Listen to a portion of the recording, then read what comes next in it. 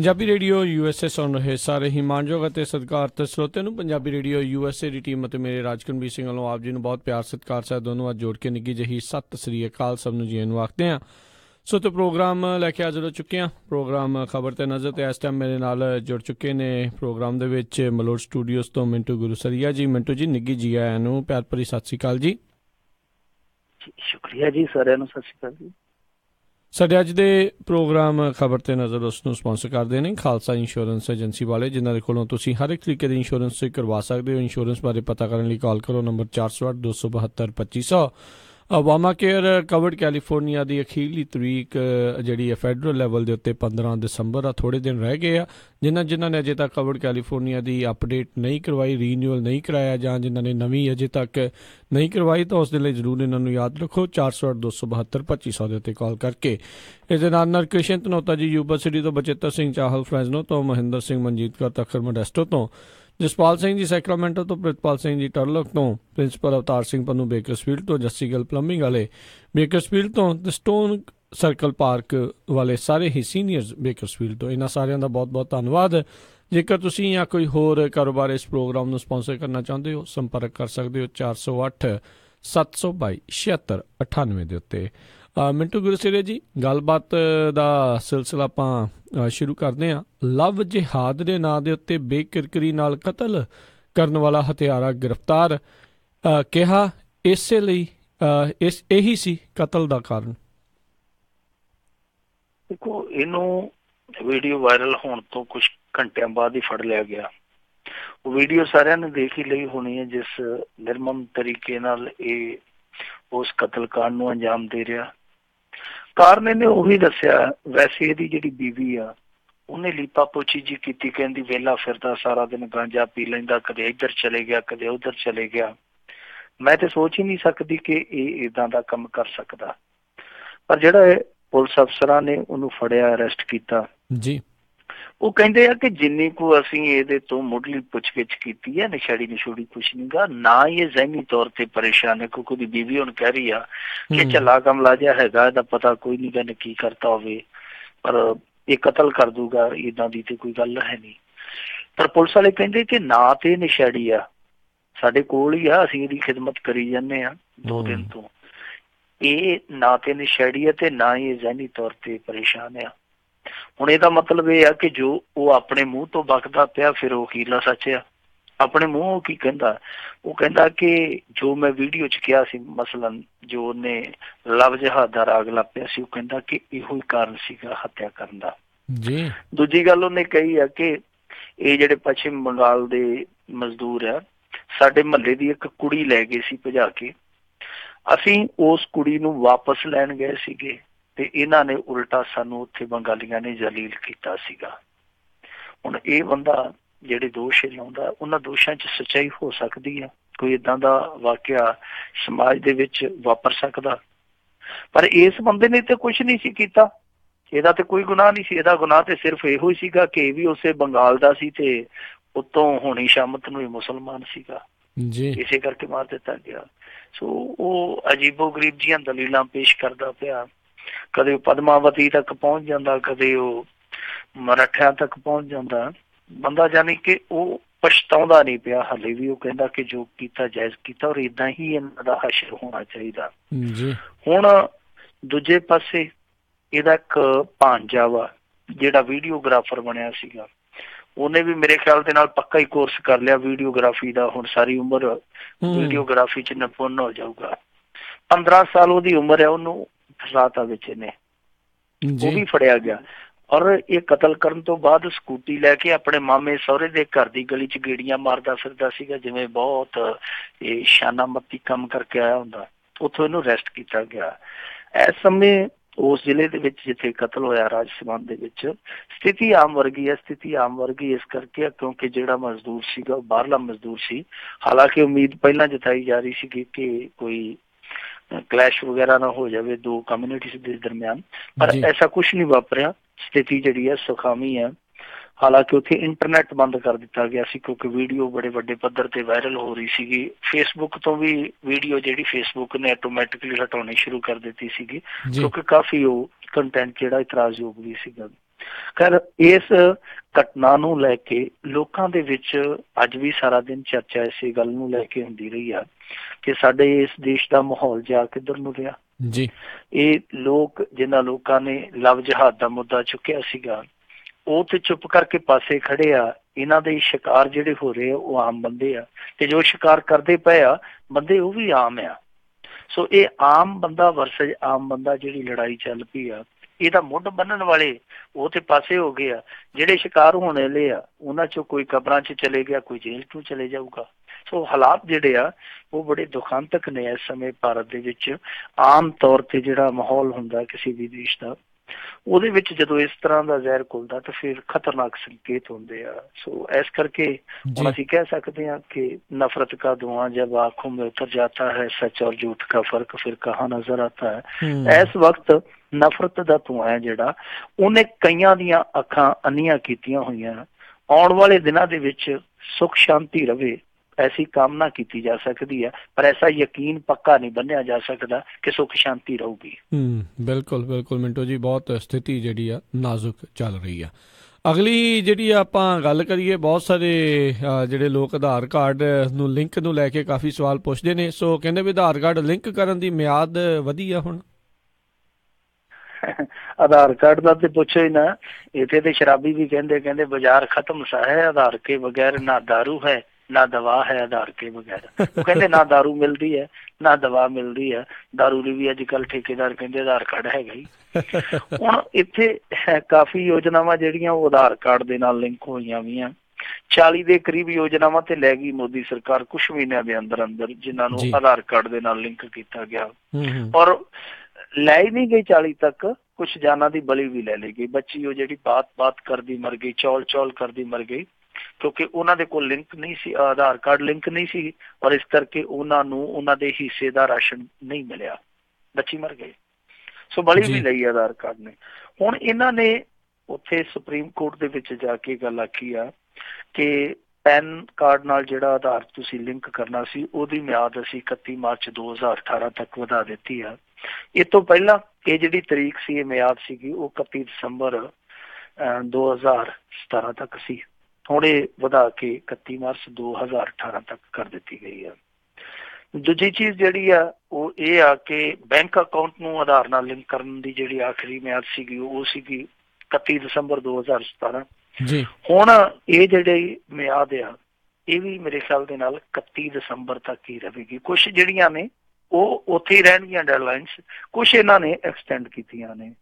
ਤਾਂ ਇਹ ਤੋਂ ਇਲਾਵਾ ਇੰਸ਼ੋਰੈਂਸ ਪਾਲਿਸੀ, ਪੋਸਟ ਆਫਿਸ ਦੀਆਂ ਸਕੀਮਾਂ ਇਹ ਵੀ 31 ਦਸੰਬਰ ਤੱਕ ਹੀ ਆਧਾਰ ਨੂੰ ਪੈਨ ਨਾਲ ਲਿੰਕ ਕਰਨੀਆਂ ਹੋਣਗੇ। ਮਤਲਬ ਕਿ ਇਹ ਜਿਹੜੀਆਂ ਸਕੀਮਾਂ ਇਹ ਵੀ 31 ਦਸੰਬਰ ਤੱਕ ਹੀ ਆ। ਤੇ LPG ਵਰਗੀਆਂ ਜਿਹੜੀਆਂ ਕੁਛ ਸੇਵਾਵਾਂ ਜਿੱਦਾਂ LPG ਸਿਲੰਡਰ ਆ ਉਹਦੇ ਨਾਲ ਆਧਾਰ ਜਿਹੜਾ ਲਿੰਕ ਆ ਉਹਦੇ ਲਈ ਜਿਹੜੀ ਡੈਡਲਾਈਨ ਸੀਗੀ ਉਹ ਐਕਸਟੈਂਡ ਕੀਤੀ ਗਈ ਹੈ 31 ਮਾਰਚ ਤੱਕ। ਮਤਲਬ ਕਿ ਕੁਝ ਸੇਵਾਵਾਂ ਐਕਸਟੈਂਡ ਕਰ ਦਿੱਤੀਆਂ ਗਈਆਂ, ਕੁਛ ਦੀ ਜਿਹੜੀ ਮਿੱਥੀ ਮਿਆਦ ਸੀ ਉਹ ਉਹੀ ਰਹੀ ਆ। ਪਰ ਇਹਦੇ ਨਾਲ ਮੇਰੇ ਖਿਆਲ ਦੇ ਨਾਲ NRIs ਨੂੰ ਫਰਕ ਨਹੀਂ ਪੈਣਾ ਕਿਉਂਕਿ ਉਹ ਸਭ ਕੁਛ ਪਹਿਲਾਂ ਕਲੀਅਰ ਹੋ ਚੁੱਕਾ। ਦੂਜੀ ਚੀਜ਼ ਇੱਥੇ ਇੱਕ ਇਹ ਵੀ ਸਾਫ਼ ਹੁੰਦੀ ਆ ਕਿ ਇਹ ਛੋਟਾ ਸਿਰਫ ਉਹਨਾਂ ਲਈ ਆ ਜਿਨ੍ਹਾਂ ਕੋਲ ਆਧਾਰ ਕਾਰਡ ਮੌਜੂਦ ਹੈ ਨਹੀਂ। ਜਿਨ੍ਹਾਂ ਦੇ ਆਧਾਰ ਕਾਰਡ ਬਣੇ ਆ ਉਹਨਾਂ ਨੂੰ ਆਧਾਰ ਕਾਰਡ ਜਿਹੜੇ ਆ ਉਹ ਇਸੇ ਮਿਆਦ ਤੇ ਹੀ ਲਿੰਕਡ ਕਰਾਉਣੇ ਪੈਣਗੇ। ਇਹ ਚੀਜ਼ ਉਹਨਾਂ ਨੇ ਅੱਜ ਸਾਫ਼ ਕੀਤੀ ਹੈ ਸੁਪਰੀਮ ਕੋਰਟ ਦੇ ਵਿੱਚ। ਵੈਸੇ ਹੁਣ ਇਸ ਮਸਲੇ ਦਾ ਨਿਬੇੜਾ ਸੰਵਿਧਾਨਕ ਬੈਂਚ ਨੇ ਕਰਨਾ ਔਰ ਇਸੇ ਕਰਕੇ ਕਿਉਂਕਿ ਸੰਵਿਧਾਨਕ ਬੈਂਚ ਇਹਦੀ ਸੁਣਵਾਈ ਕਰਦਾ ਪਿਆ, ਇਹਨਾਂ ਨੇ ਜਿਹੜਾ ਇਹ ਐਕਸਟੈਂਡ ਕੀਤਾ ਕੁਝ ਸੇਵਾਵਾਂ ਨੂੰ, ਉਹ ਇਹੀ ਕਾਰਨ ਆ ਕਿਉਂਕਿ ਇੱਥੋਂ ਸੁਪਰੀਮ ਕੋਰਟ 'ਚੋਂ ਹਾਲੇ ਫੈਸਲਾ ਹੋਣਾ। ਪਰ ਸੁਪਰੀਮ ਕੋਰਟ 'ਚ ਫੈਸਲਾ ਕੀ ਆਊਗਾ ਇਸ ਤੋਂ ਪਹਿਲਾਂ ਹੀ ਜਿਸ ਤਰੀਕੇ ਨਾਲ ਇਹ ਮਿਆਦਾਂ ਮਿੱਥ ਦਿੱਤੀਆਂ ਗਈਆਂ ਉਹ ਵੀ ਇਹ ਦਰਸਾਉਂਦੀਆਂ ਕਿ ਪਤਾ ਨਹੀਂ ਕੀ ਪਰਲੋ ਆ ਜਾਣੀ ਸੀਗੀ ਜੇ ਸਰਕਾਰ ਇਹਨੂੰ 2-4 ਮਹੀਨੇ ਟਾਲ ਕੇ ਰੱਖਦੀ, ਪਹਿਲਾਂ ਨਿਬੇੜਾ ਕਰ ਲੈਂਦੀ ਕਿ ਕੀ ਇਹ ਲਾਜ਼ਮੀ ਹੈ ਜਾਂ ਗੈਰ ਲਾਜ਼ਮੀ ਹੈ। ਜਦੋਂ ਸੁਪਰੀਮ ਕੋਰਟ ਸਾਫ਼ ਕਰ ਦਿੰਦੀ ਉਸ ਤੋਂ ਬਾਅਦ ਜਿੱਦਾਂ ਮਰਜ਼ੀ ਕਰ ਲੈਂਦੇ। ਪਰ ਇੱਥੇ ਵੀ ਹੁਣ ਜਿੱਦਾਂ ਮਰਜ਼ੀ ਕਰ ਲੈਂਦੇ। ਮਸਲਨ ਜੇ ਸੁਪਰੀਮ ਕੋਰਟ ਚੋਂ ਕੇਂਦਰ ਦੇ ਹੱਕ 'ਚ ਫੈਸਲਾ ਆ ਜਾਂਦਾ ਤਾਂ ਸਵਾਲ ਫਿਰ ਵੀ ਉੱਥੇ ਕਈ ਉੱਠਣਗੇ ਕਿਉਂਕਿ ਸੁਪਰੀਮ ਕੋਰਟ ਨੇ ਇਹ ਤੈਅ ਕਰ ਦੇਣਾ ਜੀ ਲਾਜ਼ਮੀ ਹੈ। ਪਰ ਇਹ ਨਹੀਂ ਉੱਥੇ ਸਾਫ਼ ਹੋਣਾ ਕਿ ਜੇ ਕਿਸੇ ਦੀ ਜਾਣਕਾਰੀ ਲੀਕ ਹੁੰਦੀ ਹੈ ਤਾਂ ਉਸ ਸੂਰਤ ਦੇ ਵਿੱਚ ਹਰਜਾਨਾ ਕੌਣ ਭਰੇਗਾ, ਜ਼ਿੰਮੇਵਾਰ ਕੌਣ ਬਣੇਗਾ। ਤਾਂ ਉਸ ਸੂਰਤ ਦੇ ਵਿੱਚ ਜਿਹੜਾ ਪੀੜਤ ਵਿਅਕਤੀ ਹੈ ਉਹ ਜਾਵੇ ਕਿਹਦੇ ਕੋਲ, ਕਿਹੜਾ ਟਿਕਾਣਾ ਹੋਵੇ। ਇਹ ਚੀਜ਼ਾਂ ਮੇਰੇ ਖਿਆਲ ਦੇ ਨਾਲ ਸਾਫ਼ ਨਹੀਂ ਹੋਣਗੀਆਂ, ਕਿਉਂਕਿ ਇਹ ਵਿਸ਼ਾ ਨਹੀਂ ਹੈ ਕਾਨੂੰਨੀ ਲੜਾਈ ਦਾ, ਕਨਸੈਪਟ ਨਹੀਂ ਹੈ, ਜਦਕਿ ਇਹ ਚੀਜ਼ਾਂ ਸਾਫ਼ ਹੋਣੀਆਂ ਬੜੀਆਂ ਜ਼ਰੂਰੀ ਆ। ਮੈਂ ਤੁਹਾਨੂੰ ਇੱਕ ਉਦਾਹਰਨ ਦੇ ਦਿੰਦਾ ਜੀ। RTI ਰਾਹੀਂ ਹੀ ਜਿਹੜੀ unique identification authority of India ਹੈ, ਇਹਨੇ RTI ਰਾਹੀਂ ਆਪ ਹੀ ਮੰਨਿਆ ਕਿ 210 ਸਰਕਾਰੀ ਵੈਬਸਾਈਟਾਂ ਤੋਂ 210 ਸਰਕਾਰੀ ਵੈਬਸਾਈਟਾਂ, ਕੋਈ ਥੋੜੀਆਂ ਨਹੀਂ, 210 ਸਰਕਾਰੀ ਵੈਬਸਾਈਟਾਂ ਤੋਂ ਵੱਖ-ਵੱਖ ਸਮਿਆਂ ਤੇ ਆਧਾਰ ਕਾਰਡ ਨਾਲ ਜੁੜਿਆ ਡਾਟਾ ਲੀਕ ਹੋਇਆ। ਇਹ ਸਰਕਾਰ ਆਪ ਕਹਿ ਰਹੀ ਹੈ, ਤੁਸੀਂ ਆਪ ਅੰਦਾਜ਼ਾ ਲਾ ਲਓ। ਇਹ ਸਰਕਾਰ ਖੁਦ ਕਹਿ ਰਹੀ ਹੈ ਕਿ ਜੀ 210 ਦਫਾ ਡਾਟਾ ਜਿਹੜਾ ਉਹ ਲੀਕ ਹੋਇਆ। ਹੁਣ ਅੱਗੇ ਚੱਲ ਕੇ ਜਦੋਂ ਸਾਰਿਆਂ ਲਈ ਇਹ ਲਾਜ਼ਮੀ ਕਰ ਦਿੱਤਾ ਜਾਊਗਾ ਆਧਾਰ ਕਾਰਡ, ਤਾਂ ਉਦੋਂ ਡਾਟਾ ਦੀ ਸਿਕਿਉਰਿਟੀ ਕੀ ਹੋਊਗੀ ਉਹ ਕਿਸੇ ਨੂੰ ਕੋਈ ਪਤਾ ਨਹੀਂ। ਔਰ ਜੇ ਉਹ ਸਿਕਿਉਰਿਟੀ ਲੈਪਸ ਕਰਦੀ ਆ ਤਾਂ ਉਦੋਂ ਪੀੜਤ ਕਿੱਥੇ ਜਾਵੇ ਉਹਦਾ ਕੋਈ ਪਤਾ ਨਹੀਂ। ਪਰ ਇਹ ਪਤਾ ਜ਼ਰੂਰ ਆ ਕਿ ਜਿੱਦਾਂ ਹੁਣ ਆਧਾਰ ਕਾਰਡ ਲਿੰਕ ਹੋ ਗਿਆ, ਬੈਂਕ ਖਾਤਿਆਂ ਨਾਲ ਲਿੰਕ ਹੋ ਗਿਆ, ਪੈਨ ਖਾਤੇ ਨਾਲ ਲਿੰਕ ਹੋ ਗਿਆ, ਜੇ ਤੁਸੀਂ ਬਨੈਣ ਤੇ ਕੱਛਾ ਵੀ ਖਰੀਦੋਗੇ ਨਾ, ਉਹ ਵੀ ਮੋਦੀ ਸਰਕਾਰ ਨੂੰ ਪਤਾ ਲੱਗ ਜਾਣਾ ਕਿ ਕਿਹੜੀ ਦੁਕਾਨ ਤੋਂ ਖਰੀਦਿਆ ਤੇ ਕਿਹੜੇ ਰੰਗ ਦਾ ਕੱਛਾ ਖਰੀਦਿਆ। ਜੀ ਜੀ ਜੀ। ਅਗਲੀ ਜਿਹੜੀ ਆਪਾਂ ਗੱਲ ਕਰਦੇ ਹਾਂ ਮਿੰਟੂ ਜੀ, ਵੀ ਵਿਕਾਸ ਦੀ ਦੌੜ ਦੇ ਵਿੱਚ ਪਛੜਿਆ ਪੰਜਾਬ, ਵਿਕਾਸ ਤੇ ਕਹਿੰਦੇ ਸਾਰਾ ਮੋਦੀ ਜੀ ਲੈ ਗਏ ਆ। ਨਹੀਂ, ਵਿਕਾਸ ਦੀ ਦੌੜ ਪੰਜਾਬ ਦੌੜੇਗਾ ਵੀ ਕਿਵੇਂ? ਇਹਦੇ ਆਪਦਿਆਂ ਨੇ ਤੇ ਇਹਦੇ ਪੈਰ ਵੱਢ ਕੱਤੇ ਆ। ਸਹੀ ਗੱਲ। ਤੇ ਵੱਡੇ ਪੈਰਾਂ ਨਾਲ ਕਰਾਇੰਗ ਹੀ ਕੀਤਾ ਜਾ ਸਕਦਾ, ਫਲਾਈਂਗ ਨਹੀਂ ਕੀਤਾ ਜਾ ਸਕਦਾ ਜੀ। ਸੋ ਇਹਦੇ ਪੈਰ ਤੇ ਛਾਂਗ ਦਿੱਤੇ ਆਪਣਿਆਂ ਨੇ। ਇਹ ਦੇਖੋ ਹੁਣ ਇੱਕ ਅੱਜ ਰਿਪੋਰਟ ਜਾਰੀ ਹੋਈ ਆ, ਇਸ ਰਿਪੋਰਟ ਦੇ ਵਿੱਚ ਜੋ ਤੁਲਨਾਤਮਕ ਸਥਿਤੀ ਹੈ ਪੰਜਾਬ ਦੀ ਦੂਸਰੀਆਂ ਸਟੇਟਾਂ ਦੇ ਮੁਕਾਬਲੇ, ਕਾਫੀ ਉਹ ਦਰਦਦਾਇਕ ਆ, ਕਾਫੀ ਚਿੰਤਾਜਨਕ ਆ। ਮਸਲਨ ਪੰਜਾਬ ਉਹਨਾਂ ਸੂਬਿਆਂ ਦੇ ਵਿੱਚ ਆ ਜਿਹੜੇ 2013 ਤੋਂ 17 ਤੱਕ ਸਭ ਤੋਂ ਘੱਟ ਗਰੋ ਹੋਏ ਆ, ਯਾਨੀ ਜਿਨ੍ਹਾਂ ਦੀ ਗਰੋਥ ਰੇਟ ਸਭ ਤੋਂ ਫੀਸਦੀ ਆ, ਸਭ ਤੋਂ ਫਾਡੀ ਆ। ਪੰਜਾਬ ਉਹਨਾਂ ਸੂਬਿਆਂ ਚੋਂ ਇੱਕ ਆ। ਯਾਨੀ ਜਿਹੜੇ ਸਾਡੇ ਗੁਆਂਢੀ ਸੂਬੇ ਹਰਿਆਣਾ, ਫਿਰ ਅੱਗੇ ਗੁਜਰਾਤ, ਮੱਧ ਪ੍ਰਦੇਸ਼ ਲਾ ਲਓ, ਦੇਖ ਲਓ ਮੱਧ ਪ੍ਰਦੇਸ਼ ਨੂੰ ਅਸੀਂ ਉੱਦਾਂ ਕਿੰਨਾ ਪਛੜਿਆ ਸੂਬਾ ਗਿਣਦੇ ਹਾਂ। ਇਹਨਾਂ ਸਾਰਿਆਂ ਦੀ ਗਰੋਥ ਰੇਟ ਹੈ ਜਿਹੜੀ ਉਹ ਪੰਜਾਬ ਦੇ ਨਾਲੋਂ ਕਿਤੇ ਵੱਧ ਆ। ਯਾਨੀ ਹਰਿਆਣਾ ਸਭ ਤੋਂ ਕਿਤੇ ਅੱਗੇ ਆ। ਹਾਲਾਂਕਿ ਹਰਿਆਣਾ ਕੁਛ ਮਾਮਲਿਆਂ 'ਚ ਹੀ ਸਾਡੇ ਤੋਂ ਥੋੜਾ ਜਿਹਾ ਅਲੱਗ ਰੱਖਦਾ ਹੈ ਆਪਣਾ ਇਨਫਰਾਸਟਰਕਚਰ ਢਾਂਚਾ ਆਪਣਾ, ਬਾਕੀ ਸਭ ਕੁਛ ਉਹਦਾ ਸਾਡੇ ਵਰਗਾ ਹੀ ਆ। ਬਹੁਤਾ ਸੂਬਾ ਉਹ ਖੇਤੀ ਤੇ ਹੀ ਨਿਰਭਰ ਆ ਜੀ, ਪਰ ਸਾਡਾ ਇੱਥੋਂ ਦਾ ਜਿਹੜਾ ਇਨਫਰਾਸਟਰਕਚਰ ਸੀਗਾ ਉਹ ਤੇ ਤਬਾਹ ਹੋ ਗਿਆ। ਤਬਾਹ ਤੁਹਾਨੂੰ ਯਾਦ ਹੀ ਹੋਣਾ ਹੈ, 2014 ਦੇ ਵਿੱਚ ਹਿੰਦੁਸਤਾਨ ਟਾਈਮਜ਼ ਨੇ ਇੱਕ RTI ਦੇ ਹਵਾਲੇ ਨਾਲ ਖਬਰ ਛਾਪੀ ਸੀ ਕਿ 18,368 ਫੈਕਟਰੀਆਂ ਬੰਦ ਹੋ ਗਈਆਂ ਪੰਜਾਬ ਦੇ ਵਿੱਚ 8-10 ਸਾਲਾਂ ਦੇ ਅੰਦਰ ਅੰਦਰ। ਉਦਯੋਗ ਤੁਹਾਡਾ ਪਛੜ ਗਿਆ, ਉਦਯੋਗ ਤੁਹਾਡਾ ਉਜੜ ਗਿਆ। ਫਿਰ ਉੱਡਣਾ ਕਾਹਦੇ ਨਾਲ ਆ? ਫਿਰ ਕਰਾਇੰਗ ਹੀ ਹੋਊਗਾ, ਫਲਾਈਂਗ ਨਹੀਂ ਹੋ ਸਕਦਾ। ਸੋ ਇਹ ਜਿਹੜੀ ਕ੍ਰਿਸਲ ਆ, ਜਿਹਨੂੰ CRISIL ਕਹਿ ਦਿੰਦੇ ਆ, credit rating information services of India limited, ਇਹ ਦੇਸ਼ ਦੀਆਂ ਬਹੁਤ ਸਾਰੀਆਂ ਕੰਪਨੀਆਂ ਨੂੰ ਕ੍ਰੈਡਿਟ ਰੇਟਿੰਗ ਦਿੰਦੀ ਆ। ਤਾਂ ਕ੍ਰੈਡਿਟ ਰੇਟਿੰਗ ਤੁਹਾਨੂੰ ਪਤਾ ਹੀ ਆ, ਕਿਸੇ ਵੀ ਸੂਬੇ ਦਾ ਵਿਕਾਸ ਦਾ ਪੈਮਾਨਾ ਹੁੰਦਾ ਹੈ। ਰੇਟਿੰਗ ਜਿਹੜੀ ਹੈ, ਉਸ ਰੇਟਿੰਗ ਦੇ ਵਿੱਚ ਪੰਜਾਬ ਨੂੰ ਫਾਡੀ ਰੱਖਿਆ ਗਿਆ। ਇਹਦੇ 'ਚ ਦੇਖੋ ਇਹ ਕੋਈ ਜਿਵੇਂ ਸਾਡੇ ਇੱਥੋਂ ਦੇ ਮੋਦੀ ਸਾਹਿਬ ਹੋਰੀ ਕਰਦੇ ਆ, ਜੇ ਤੇ ਰੇਟਿੰਗ ਉਹਨਾਂ ਦੇ ਹੱਕ 'ਚ ਆ ਜਾਵੇ ਕਹਿੰਦੇ ਬੱਲੇ ਬੱਲੇ ਬੱਲੇ, ਆਹ ਤਾਂ ਹੋਈ ਨਾ ਗੱਲ, ਆਹ ਸਾਡੀ ਮਿਹਨਤ ਦਾ ਮੁੱਲ ਮੋੜਿਆ। ਤੇ ਜੇ ਰੇਟਿੰਗ ਆ ਜਾਏ ਉਲਟ, ਫਿਰ ਕਹਿੰਦੇ ਇਹਨਾਂ ਤੇ ਬੇੜਾ ਗਰਕ ਕਰ ਦਿੱਤਾ ਤੇ ਪੈਸੇ ਲੈ ਕੇ ਸਾਨੂੰ ਬਦਨਾਮ ਕਰਨ ਤੇ ਤੁਲੇ ਹੋਏ ਆ। ਤੇ ਜੇ ਇੱਥੇ ਵੀ ਸੁਖਬੀਰ ਸਿੰਘ ਬਾਦਲ ਹੋਵੇ, ਉਹ ਵੀ ਕਹਿ ਦਿੰਦਾ ਸਾਨੂੰ ਵੀ ਬਦਨਾਮ ਕਰਨ ਦੀ ਸਾਜ਼ਿਸ਼ ਆ। ਤੇ ਜਦੋਂ ਉਹਨਾਂ ਦੇ ਹੱਕ 'ਚ ਆ ਜਾਏ ਕਹਿੰਦੇ ਬੋਲੇ ਸੋ ਨਿਹਾਲ, ਫਿਰ ਕਹਿੰਦੇ ਸਭ ਠੀਕ ਠਾਕ ਆ। ਸੋ ਇਹ ਹਕੀਕਤ ਆ, ਇਸ ਹਕੀਕਤ ਨੂੰ ਪਛਾਣਨਾ ਚਾਹੀਦਾ। ਹਕੀਕਤ ਦੇਖੋ, ਇੰਡੀਆ ਸਪੈਂਡ ਦੀ ਇੱਕ ਰਿਪੋਰਟ ਸੀਗੀ, ਇਸ ਸਮੇਂ ਭਾਰਤ ਦੇ ਵਿੱਚੋਂ ਜਿਹੜੇ ਚੋਟੀ ਦੇ ਬੇਰੁਜ਼ਗਾਰੀ ਵਾਲੇ ਸੂਬੇ ਆ, ਪੰਜਾਬ ਉਹਨਾਂ 'ਚੋਂ ਇੱਕ ਆ। ਦੇਖੋ ਬੇਰੁਜ਼ਗਾਰੀ ਦਰ ਜਿਹੜੀ ਇੱਥੇ ਉਹ 16.6% ਹੈ, ਇੰਡੀਆ ਸਪੈਂਡ ਦੀ ਰਿਪੋਰਟ ਆ। ਔਰ ਗੁਜਰਾਤ ਇਸ ਮਾਮਲੇ 'ਚ ਪੰਜਾਬ ਤੋਂ ਕਿਤੇ ਅੱਗੇ। ਅਸੀਂ ਕਹਿੰਦੇ ਆ ਕਿ ਗੁਜਰਾਤ ਮਾਡਲ ਨਹੀਂ, ਮੇਰੀ ਨਜ਼ਰ ਦੇ ਵਿੱਚ ਗੁਜਰਾਤ ਵਿਕਾਸ ਦਾ ਮਾਡਲ ਨਹੀਂ, ਐਵਰੇਜ ਹੈ, ਐਵਰੇਜ ਰਾਜ ਹੈ। ਮੈਂ ਆਪਣੇ ਦ੍ਰਿਸ਼ਟੀਕੋਣ ਨਾਲ ਉਹਨੂੰ ਔਸਤ ਰਾਜ ਗਿਣਦਾ। ਵਧੀਆ ਕਈ ਮਾਮਲਿਆਂ 'ਚ ਵਧੀਆ, ਕਈ ਮਾਮਲਿਆਂ 'ਚ ਉਹ ਪਛੜਿਆ ਵੀ ਆ। ਤਾਂ ਉੱਥੇ ਦੇਖੋ ਬੇਰੁਜ਼ਗਾਰੀ ਦਰ ਹੈ ਜਿਹੜੀ ਉਹ ਮਹਿਜ਼ 1.8 ਆ, ਔਰ ਸਾਡੇ ਇੱਥੇ 16.6। ਤੁਸੀਂ ਕੀ ਕਰੋਗੇ?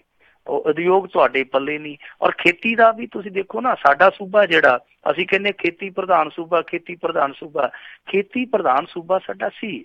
2004-5 ਦੇ ਵਿੱਚ ਔਰ 5-6 ਦੇ ਵਿੱਚ ਸਾਡੀ ਜਿਹੜੀ ਇੱਥੋਂ ਦੀ ਕ੍ਰਿਸ਼ੀ ਵਾਧਾ ਦਰ ਸੀਗੀ ਉਹ ਮੇਰੇ ਖਿਆਲ ਦੇ ਨਾਲ 0.95% ਸੀ, ਮਤਲਬ ਕਿ ਲਗਭਗ 1% ਨਾਲ ਅਸੀਂ ਗਰੋਥ ਕਰਦੇ ਪਏ ਸਾਂ। ਔਰ ਇਹ 2014-15 ਤੱਕ ਆਉਂਦਿਆਂ -3.4 ਤੇ ਚਲੇ ਗਈ, ਮਤਲਬ ਪਲੱਸ ਤੋਂ ਅਸੀਂ ਡਿੱਗ ਕੇ -3.4 ਤੇ ਚਲੇ ਗਏ। ਤਾਂ ਸਾਡੀ ਬੇੜੀ ਤੇ ਗਰਕ ਨਹੀਂ ਸੀਗੀ ਨਾ। ਸੋ ਇਹ ਕਿੰਨਾ ਕਰਕੇ ਗਈ ਆ, ਇਹ ਹੁਣ ਬਹਿਸ ਬੋਸਟ ਕਰਨ ਦਾ ਵਿਸ਼ਾ ਹੈ ਨੀਗਾ। ਉਹ ਆਖਣ ਇਹਨਾਂ ਨੇ ਬੇੜਾ ਗਰਕ ਕੀਤਾ, ਉਹ ਆਖਣ ਇਹਨਾਂ ਨੇ ਬੇੜਾ ਗਰਕ ਕੀਤਾ। ਇਹ ਬਹਿਸ ਮੁਬਾਸਾ ਕਰਨ ਦਾ ਵੇਲਾ ਨਹੀਂ ਹੈ। ਇੱਥੇ ਜ਼ਿੰਮੇਵਾਰੀਆਂ ਪਛਾਣਨ ਦੀ ਜ਼ਰੂਰਤ ਆ। ਜੇ ਖੇਤੀ ਦੇ ਨਾਲ ਬਦਲਵੇਂ ਧੰਦੇ ਨਾ ਅਪਣਾਏ ਗਏ, ਸਬਸਿਡੀਆਂ ਨੂੰ ਨਾ ਕੰਟਰੋਲ ਕੀਤਾ ਗਿਆ, ਪੰਜਾਬ ਇਹੋ ਜਿਹੀ ਖਾਈ 'ਚ ਡਿੱਗ ਪਵੇਗਾ ਕਿ ਮੁੜ ਕੇ ਤਾਂ ਜ਼ਿੰਦਗੀ ਕਈ ਪੀੜ੍ਹੀਆਂ ਲੱਗ ਜਾਣਗੀਆਂ, ਨਿਕਲ ਨਹੀਂ ਹੋਏਗਾ। ਜੀ ਬਿਲਕੁਲ, ਇਹ ਬਹੁਤ ਜ਼ਰੂਰੀ ਆ ਇੰਡਸਟਰੀ ਵਾਪਸ ਆਵੇ ਕਿਸੇ ਤਰੀਕੇ ਦੇ ਨਾਲ। ਜਿੱਦਾਂ ਤੁਸੀਂ ਦੱਸਿਆ ਵੀ 16% ਜਿਹੜਾ ਆ ਅਨਇੰਪਲੋਇਮੈਂਟ, ਬੇਰੁਜ਼ਗਾਰੀ ਆ, ਬਹੁਤ ਵੱਡਾ ਹੈ। ਅਜੇ ਤਾਂ ਉਹ ਇਹ ਸਰਕਾਰੀ ਆંકੜੇ ਨੇ, ਅਸਲ ਦੇ ਵਿੱਚ ਤਾਂ ਸ਼ਾਇਦ ਇਸ ਨਾਲੋਂ ਵੀ ਵੱਧ ਹੋਣਗੇ। ਅਗਲੀ ਜਿਹੜੀ ਆਪਾਂ ਮਿੰਟੂ ਜੀ ਗੱਲ ਕਰਦੇ ਹਾਂ, 24 ਘੰਟਿਆਂ ਦੇ ਅੰਦਰ ਖਤਮ ਹੋਇਆ ਅਕਾਲੀਆਂ ਦਾ ਧਰਨਾ। ਦੇਖੋ, ਉਹ ਕਿਸੇ ਨੇ ਆਖਿਆ ਸੀਗਾ ਨਾ ਕਿ ਮੁੱਲਾ ਸਬਕ ਨਾ ਦਊ, ਮੁੰਡੇ ਨੂੰ ਤੇ ਨਹੀਂ ਰੱਖ ਲੈਂਦਾ। ਅਕਾਲੀਆਂ ਨੇ ਧਰਨਾ ਇਹ ਸੋਚ ਕੇ ਲਾਇਆ ਸੀਗਾ ਕਿ ਕੱਖ ਵੀ ਨਾ ਹੋਵੇ, ਘੱਟੋ ਘੱਟ ਅਖਬਾਰਾਂ 'ਚ ਤੇ ਛਪ ਜਾਵਾਂਗੇ। ਹੁਣ ਤੇ ਪੱਤਰਕਾਰ ਸਾਡੀ ਫੋਟੋ ਖਿੱਚਣ ਵੀ ਨਹੀਂ ਆਉਂਦੇ ਜਦੋਂ ਤੋਂ ਸੱਤਾ ਤੇ ਲਾਂਭੇ ਹੋਏ ਆ ਜੀ। ਤਾਂ ਇਹ ਦੇਖੋ, ਹਨੇਰੇ 'ਚ ਛੱਡਿਆ ਤੀਰ ਟਿਕਾਣੇ ਤੇ ਲੱਗ ਗਿਆ। ਇਹ ਉੱਥੋਂ ਕੁਛ ਗਵਾ ਕੇ ਨਹੀਂ ਉੱਥੇ, ਮੇਰੀ ਨਜ਼ਰ ਦੇ ਵਿੱਚ ਬਹੁਤ ਕੁਛ ਪਾ ਕੇ ਉੱਥੇ ਆਏ। ਇੱਕ ਤੇ ਇਹ ਹੋਇਆ ਕਿ ਚੋਣ ਕਮਿਸ਼ਨ ਨੇ ਇਹਨਾਂ ਦੀਆਂ ਮੰਗਾਂ ਪ੍ਰਵਾਨ ਕੀਤੀਆਂ, ਕੁਛ ਮੰਗਾਂ ਪ੍ਰਵਾਨ ਕਰ ਲਈਆਂ। ਮਸਲਨ ਕਿਹਾ ਕਿ ਇਹਨਾਂ ਅਫਸਰਾਂ ਦੇ ਤਬਾਦਲੇ ਕਰ ਦਿਓ। ਜਿਨ੍ਹਾਂ ਦੇ ਇਲਾਕੇ 'ਚੋਂ ਝੜਪ ਹੋਈ ਸੀ ਮੱਲਾਂ ਵੱਲ, ਉੱਥੇ SHO ਬਦਲਿਆ, DSP ਬਦਲਿਆ। ਫਿਰ ਇਹਨਾਂ ਦੇ ਧਰਨੇ 'ਚ DIG ਗਿਆ, ਉਹਨੇ ਖੁਦ ਜਾ ਕੇ ਕਿਹਾ ਕਿ ਅਸੀਂ 307 ਧਾਰਾ ਜਿਹੜੀ ਤੁਹਾਡੇ ਤੇ ਲਾਈ ਸੀਗੀ ਉਹ ਤੋੜ ਦਿੱਤੀ ਆ। ਇਹ ਕਿੱਡੀ ਵੱਡੀ ਜਿੱਤ ਆ। ਫਿਰ ਉਹਨਾਂ ਨੇ ਕਿਹਾ ਕਿ ਅਸੀਂ ਕਾਂਗਰਸੀਆਂ ਨੂੰ ਵੀ ਨਹੀਂ ਬਖਸ਼ਾਂਗੇ, ਜਿਹੜੇ ਬੰਦੇ ਅਕਿਊਜ਼ਡ ਆ ਅਸੀਂ ਉਹਨਾਂ ਨੂੰ ਵੀ ਲਪੇਟੇ 'ਚ ਲਵਾਂਗੇ। ਇਹ ਦੂਸਰੀ ਵੱਡੀ ਜਿੱਤ ਆ। ਦੇਖੋ, ਕਾਂਗਰਸ ਦੇ ਰਾਜ ਦੇ ਵਿੱਚ ਕਾਂਗਰਸੀਆਂ ਤੇ ਪਰਚੇ ਹੋ ਜਾਣੇ, ਜੇ ਹੁੰਦਾ ਕਿਤੇ ਅਕਾਲੀਆਂ ਦਾ ਰਾਜ ਮਜਾਲ ਸੀਗੀ। ਪਰਚੇ ਛੱਡੋ, ਉਹਨਾਂ ਨੇ ਤੇ ਲਾ ਕੇ ਖਰਚੇ, ਉੱਥੇ ਖਰਚੇ ਕਰਾ ਦੇਣੇ ਸੀਗੇ। ਇਹ ਇੱਕ ਬਹੁਤ ਵੱਡੀ ਨੈਤਿਕਤਾ ਦੀ ਜਿੱਤ ਆ। ਨੈਤਿਕਤਾ ਤੇ ਆਪਾਂ ਨਹੀਂ ਕਹਿ ਸਕਦੇ, ਸਿਆਸਤ 'ਚ ਨਹੀਂ ਹੁੰਦੀ, ਪਰ ਸਿੰਬੋਲਿਕ ਨੈਤਿਕਤਾ ਜਿਹਨੂੰ ਕਹਿ ਦਿੰਦੇ ਆ ਨਾ, ਸਿੰਬੋਲਿਕ ਨੈਤਿਕਤਾ ਕਿ ਹਾਂਜੀ ਅਸੀਂ ਆਪਣੇ ਹੱਕ ਲਈ ਲੜੇ। ਇਹ ਦੇਖੋ, ਅਸੀਂ ਹੱਕ ਲੈ ਕੇ ਉੱਤੇ, ਹਾਲਾਂਕਿ ਪੂਰੇ ਨਹੀਂ, ਪੂਰੀਆਂ ਮੰਗਾਂ ਉਹਨਾਂ ਦੀਆਂ ਨਹੀਂ ਮੰਗੀਆਂ ਗਈਆਂ। ਵੈਸੇ ਇਹ ਵੀ ਪੂਰੀਆਂ ਮੰਗਾਂ ਉਹਨਾਂ ਦੀਆਂ ਨਹੀਂ ਮੰਨੀਆਂ ਗਈਆਂ। ਵੈਸੇ ਇਹ ਵੀ ਇੱਕ ਦਿਲਚਸਪ ਗੱਲ ਸੀਗੀ ਕਿ ਇਹ ਮਸਲਾ ਅੱਜ ਹਾਈ ਕੋਰਟ 'ਚ ਵੀ ਚਲੇ ਗਿਆ ਜੀ। ਹਾਈ ਕੋਰਟ 'ਚ ਚਲੇ ਗਿਆ। ਜਦੋਂ ਹਾਈ ਕੋਰਟ ਨੇ ਆਖਿਆ ਨਾ ਕਿ ਕੀ ਪਖੰਡ ਬਣਾਇਆ ਇਹਨਾਂ ਨੇ, ਇਹ ਕੀ ਤਮਾਸ਼ਾ ਹੋ ਰਿਹਾ, ਲੋਕਾਂ ਨੂੰ ਫਾਹੇ ਟੰਗਿਆ। ਲੋਕ ਦਵਾਈਆਂ ਨੂੰ ਤਰਸਦੇ ਸੀ, ਜਿਹੜੇ ਮਰੀਜ਼ ਬੱਸਾਂ ਦੇ ਵਿੱਚ ਸੀ ਉਹ ਉੱਥੇ ਕੁਰਲਾ ਰਹੇ ਸੀਗੇ, ਲੋਕ ਜਿਹੜੇ ਐਂਬੂਲੈਂਸਾਂ 'ਚ ਜਾਂਦੇ ਸੀ ਉਹ ਵੀ ਪਰੇਸ਼ਾਨ। ਬਹੁਤ ਬੁਰਾ ਹਾਲ ਹੋ ਗਿਆ ਪੰਜਾਬ। ਬਿਲਕੁਲ ਇਹਨਾਂ ਨੇ ਇੱਕ ਵਾਰੀ ਉਥਲ ਪੁਥਲ ਦਾ ਸ਼ਿਕਾਰ ਕਰ ਦਿੱਤਾ। ਸੋ ਜਦੋਂ ਮਸਲਾ ਹਾਈ ਕੋਰਟ 'ਚ ਗਿਆ, ਹਾਈ ਕੋਰਟ 'ਚ ਮਸਲਾ ਗਿਆ ਸੀ ਇਕੱਲੇ ਪਟਿਆਲੇ ਦੇ ਧਰਨੇ ਨੂੰ ਲੈ ਕੇ। ਤਾਂ ਜਦੋਂ ਉੱਥੇ ਸ਼ਿਕਾਇਤਕਰਤਾ ਨੇ ਪਟਿਆਲੇ ਦੇ ਧਰਨੇ ਦੀ ਗੱਲ ਕੀਤੀ, ਉੱਥੇ ਫਿਰ ਦੂਸਰੇ ਪੰਜਾਬ ਦੇ ਸ਼ਹਿਰਾਂ ਦੀ ਵੀ ਗੱਲ ਚੱਲ ਪਈ। ਹਾਈ ਕੋਰਟ ਨੇ ਆਖਿਆ ਫੌਰੀ ਤੌਰ ਤੇ ਕੋਈ ਲਿਹਾਜ਼ ਨਹੀਂ ਕਰਨਾ, ਨਾਲ ਦੀ ਨਾਲ 44 ਲਾਓ, ਜਿੱਥੇ ਜਿੱਥੇ ਵੀ ਧਰਨੇ ਲੱਗੇ 44 ਲਾ ਕੇ ਇਹਨਾਂ ਨੂੰ ਗ੍ਰਿਫਤਾਰ ਕਰ ਲਓ। ਜਦੋਂ ਸੁਖਬੀਰ ਸਿੰਘ ਬਾਦਲ ਤੱਕ ਇਹ ਗੱਲ ਪਹੁੰਚੀ, ਉਦੋਂ ਤੱਕ ਉਹਨਾਂ ਨੇ ਮਨ ਬਣਾ ਲਿਆ ਸੀ ਕਿਉਂਕਿ ਉੱਥੋਂ ਪੁਲ ਤੋਂ ਧਰਨਾ ਤੇ ਛੱਡਣਾ ਹੀ ਪੈਣਾ ਸੀਗਾ। ਪਰ ਹੁਣ DIG ਉਸ ਮੌਕੇ ਤੇ ਪਹੁੰਚ ਗਿਆ ਜਾਂ ਘੱਲਿਆ ਗਿਆ, ਇਹ ਤਾਂ ਪਤਾ ਨਹੀਂ ਹੈ, ਪਰ ਉਹ ਬਹੁਤ ਮੌਕੇ ਤੇ ਪਹੁੰਚਿਆ। ਫਿਰ ਉਹਨਾਂ ਦੀ ਵੀ ਰਹਿ ਗਈ। DIG ਨੇ ਕਿਹਾ ਕਿ ਦੇਖੋ ਜੀ, ਸਾਡੇ ਆਖੇ ਬਾਦਲ ਸਾਹਿਬ ਉੱਠ ਪਏ ਆ ਤੇ ਬਾਦਲ ਸਾਹਿਬ ਨੇ ਕਿਹਾ ਕਿ ਦੇਖੋ, ਅਕਾਲੀ ਦਲ ਨੇ ਆਪਣੀ ਜਿੱਤ ਹਾਸਲ ਕਰ ਲਈ, ਫਤਿਹ ਹਾਸਲ ਕਰ ਲਈ ਹੈ, ਜਿਹੜੀ ਮੰਗ ਨੂੰ ਲੈ ਕੇ ਬੈਠੇ ਸੀਗੇ। ਦੋਵਾਂ ਧਿਰਾਂ ਨੇ ਆਪੋ ਆਪਣੀ ਰੱਖ ਵਿਖਾਈ ਆ। ਕੈਪਟਨ ਅਮਰਿੰਦਰ ਸਿੰਘ ਕਹਿੰਦਾ ਕਿ ਇਹ ਰਾਜ ਤੁਹਾਡੇ ਵਰਗਾ ਰਾਜ ਥੋੜੀ ਹੈ, ਨਾ ਮੈਂ ਡਾਂਗਾ ਮਾਰਨੀਆਂ ਤੇ ਨਾ ਮੈਂ ਕਿਸੇ ਤੇ ਨਜਾਇਜ਼ ਪਰਚਾ ਕਰਨਾ, ਇਨਸਾਫ ਹੋਊਗਾ। ਉਹਨਾਂ ਨੇ ਜਿਹੜੇ ADGP ਕ੍ਰਾਈਮ ਆ ਉਹਨਾਂ ਨੂੰ ਇਨਵੈਸਟੀਗੇਸ਼ਨ ਦੇ ਦਿੱਤੀ ਆ ਝੜਪ ਦੀ। ਸੋ ਕੁੱਲ ਮਿਲਾ ਕੇ ਮੈਂ ਜਿੱਦਾਂ ਗੱਲ ਸ਼ੁਰੂ ਕੀਤੀ ਸੀਗੀ ਕਿ ਅਕਾਲੀਆਂ ਨੇ ਉੱਥੇ ਕੁਛ ਗਵਾਇਆ ਨਹੀਂ ਹੈ। ਆ ਦੇਖੋ, ਸੋਸ਼ਲ ਮੀਡੀਆ ਤੇ ਮਖੌਲ ਮਾੜੇ ਜਿਹੇ ਉਹ ਤੇ ਹੁਣ ਹੋ ਗਿੱਝ ਗਏ ਆ, ਉਹਨਾਂ ਨੂੰ ਪਤਾ ਇੰਨਾ ਕੁਛ ਤੇ ਚੱਲਦਾ ਹੀ ਆ। ਪਰ ਉਹਨਾਂ ਦੀ ਝੋਲੀ 'ਚ ਕੀ ਪਿਆ, ਜੇ ਅਸੀਂ ਇਹਦਾ ਅੰਕਲਨ ਕਰੀਏ, ਦੇਖੋ 2-3 ਚੀਜ਼ਾਂ ਨੇ। ਇੱਕ ਤੇ ਇਹ ਆ ਕਿ ਜਿਹੜੀ ਓਪੋਜੀਸ਼ਨ ਦੀ ਜ਼ਿੰਮੇਵਾਰੀ ਸੀਗੀ ਆਮ ਆਦਮੀ ਪਾਰਟੀ ਤੋਂ ਖੋਈ ਆ ਉਹਨਾਂ ਨੇ। ਦੂਸਰਾ ਦੇਖੋ, ਆਮ ਆਦਮੀ ਪਾਰਟੀ ਵਾਲੇ ਅੱਜ ਕਲਪੇ ਆ, ਉਹਨਾਂ ਨੇ ਬਕਾਇਦਾ ਰੌਲਾ ਪਾਇਆ, ਕਹਿੰਦੇ ਜੀ ਦੋਨੇ ਰਲੇ ਆ, ਫਰੈਂਡਲੀ ਮੈਚ ਖੇਡਦੇ ਪਏ ਆ। ਪਰ ਹੁਣ ਉਹ ਜਦੋਂ ਰੌਲਾ ਪਾ ਰਹੇ ਆ, ਨਾਲ ਇਹ ਵੀ ਗੱਲ ਉਹ ਥੋੜਾ ਜਿਹਾ ਇਸ ਗੱਲੋਂ ਆਪਣਾ ਵੇਸਲਾਪਨ ਦਿਖਾਉਂਦੇ ਆ ਕਿ ਜਿਹੜੀ ਗੱਲ ਤੁਸੀਂ ਕਹਿ ਰਹੇ ਹੋ ਕਿ ਧੱਕਾ ਹੋਇਆ, ਉਹੀ ਗੱਲ ਅਕਾਲੀ ਕਹਿ ਰਹੇ ਆ, ਤਾਂ ਫਿਰ ਇਹਦੇ ਚ ਫਰੈਂਡਲੀ ਮੈਚ ਵਾਲਾ ਜਿਹੜਾ ਕੰਮ ਆ ਉਹ ਉਹਨਾਂ ਤੇ ਸਵਾਲ ਖੜਾ ਕਰਦਾ ਕਿ ਕੀ ਫਿਰ ਫਰੈਂਡਲੀ ਮੈਚ ਦੇ ਵਿੱਚ ਤੁਸੀਂ ਵੀ ਸ਼ਾਮਲ ਹੋ, ਤੁਸੀਂ ਵੀ ਤਾਂ ਕਹਿੰਦੇ ਹੋ ਕਿ ਧੱਕਾ ਹੋ ਰਿਹਾ। ਤੀਜੀ ਚੀਜ਼ ਜਿਹੜੀ ਹੈ ਨਾ, ਦੇਖੋ ਅਕਾਲੀ ਦਲ ਦਾ ਜਿਹੜਾ ਕੈਡਰ ਸੀਗਾ ਉਹ ਨਿੰਮੋ ਝੂਣਾ ਹੋ ਕੇ ਬੈਠਾ ਸੀ ਘਰਾਂ 'ਚ, ਅਚਾਨਕ ਉਹਨਾਂ 'ਚ ਬਿਜਲੀ ਦੌੜ ਗਈ ਕਿ ਵਾਹ ਬਈ ਵਾਹ, ਸਾਡੇ ਪ੍ਰਧਾਨ 'ਚ ਤੇ ਹਾਲੇ ਵੀ ਹਿੰਮਤ ਜਿਹੜੀ ਗਜ਼ਬ ਦੀ ਆ, ਇਹ ਮੱਥਾ ਲਾ ਸਕਦਾ। ਤੇ ਤੁਹਾਨੂੰ ਪਤਾ ਪੰਜਾਬੀਆਂ ਨੂੰ ਸਭ ਤੋਂ ਚੰਗੀ ਚੀਜ਼ ਜਿਹੜੀ ਪਾਉਂਦੀ ਆ ਉਹ ਪਾਉਂਦੀ ਆ ਬਾਗੀ ਤਬੀਅਤ, ਜਿਹੜਾ ਸਤਾ ਸਥਾਪਤੀ ਦੇ ਉਲਟ ਲੜਦਾ। ਇਹੀ ਗੱਲ ਸਮਝਣ 'ਚ ਆਮ ਆਦਮੀ ਪਾਰਟੀ ਕਿਤੇ ਨਾ ਕਿਤੇ ਮਾਰ ਖਾ ਜਾਂਦੀ ਹੈ। ਸੋ ਇਹ ਸੁਖਬੀਰ ਸਿੰਘ ਬਾਦਲ ਨੇ ਜੋ ਪੈਂਤੜੇਬਾਜ਼ੀ ਅਖਤਿਆਰ ਕੀਤੀ, ਇਹਦੇ 'ਚ 2-3 ਚੀਜ਼ਾਂ ਤੇ ਹੈਗੀਆਂ ਨਾਲ ਜਿਹੜਾ ਕਾਂਗਰਸ ਦਾ ਮੋਰਾਲ ਡਿੱਗੇਗਾ ਹੇਠਲੇ ਵਰਕਰ ਦਾ, ਇਹ ਤਾਂ ਭਾਈ ਯਾਰ ਸਾਨੂੰ ਆਪਣੇ ਰਾਜ ਦੇ ਵਿੱਚ ਅੰਗੂਠੇ ਲਾਈ ਫਿਰਦੇ ਆ। ਜਿਹੜਾ ਉਹ ਅੰਗੂਠੇ ਲਾਉਣ ਵਾਲਾ ਉਹਨਾਂ ਦੇ ਅੰਦਰ ਮਨ ਦੇ ਵਿੱਚ ਇਹ ਵਿਚਾਰ ਘਰ ਕਰੇਗਾ ਨਾ, ਅਸਲ ਦੇ ਵਿੱਚ ਮੈਂ ਜਿੱਦਾਂ ਕਿਹਾ ਅਕਾਲੀ ਦਲ ਦੀ ਸਿੰਬੋਲਿਕ ਨੈਤਿਕ ਜਿੱਤ ਜਿਹੜੀ ਹੈ ਸਿਆਸੀ ਤੌਰ ਤੇ ਇਹੋ ਹੀ ਮੰਨੀ ਜਾ ਸਕਦੀ ਹੈ। ਜੀ ਜੀ ਜੀ ਬਿਲਕੁਲ। ਤੇ ਮਿੰਟੋ ਜੀ ਇੱਕ ਬ੍ਰੇਕ ਦਾ ਵੇਲਾ ਹੋ ਚੁੱਕਾ, ਬ੍ਰੇਕ ਲਵਾਂਗੇ, ਬ੍ਰੇਕ ਤੋਂ ਬਾਅਦ ਮੁੜ ਕੇ ਫਿਰ ਵਾਪਸ ਆਉਂਦੇ ਹਾਂ ਤੇ ਇੱਦਾਂ ਹੀ ਆਪਣੀਆਂ ਖਬਰਾਂ ਦਾ ਜਿਹੜਾ ਸਿਲਸਿਲਾ ਜਾਰੀ ਰਹੇਗਾ ਤੇ ਰਹਿੰਦੀਆਂ ਹੋਈਆਂ ਖਬਰਾਂ ਦੇ ਉੱਤੇ ਆਪਾਂ ਨਜ਼ਰ ਬਣਾਵਾਂਗੇ। ਤੇ ਸਰੋਤਿਓ ਮਿਲਦੇ ਹਾਂ ਇੱਕ ਛੋਟੀ ਜੀ ਬ੍ਰੇਕ ਤੋਂ ਬਾਅਦ।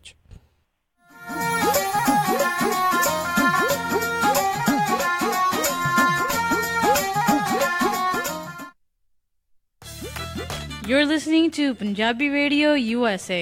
KOBO Yuba City 1450 AM, KIID Sacramento 1470 AM, KWRU Fresno 1300 AM.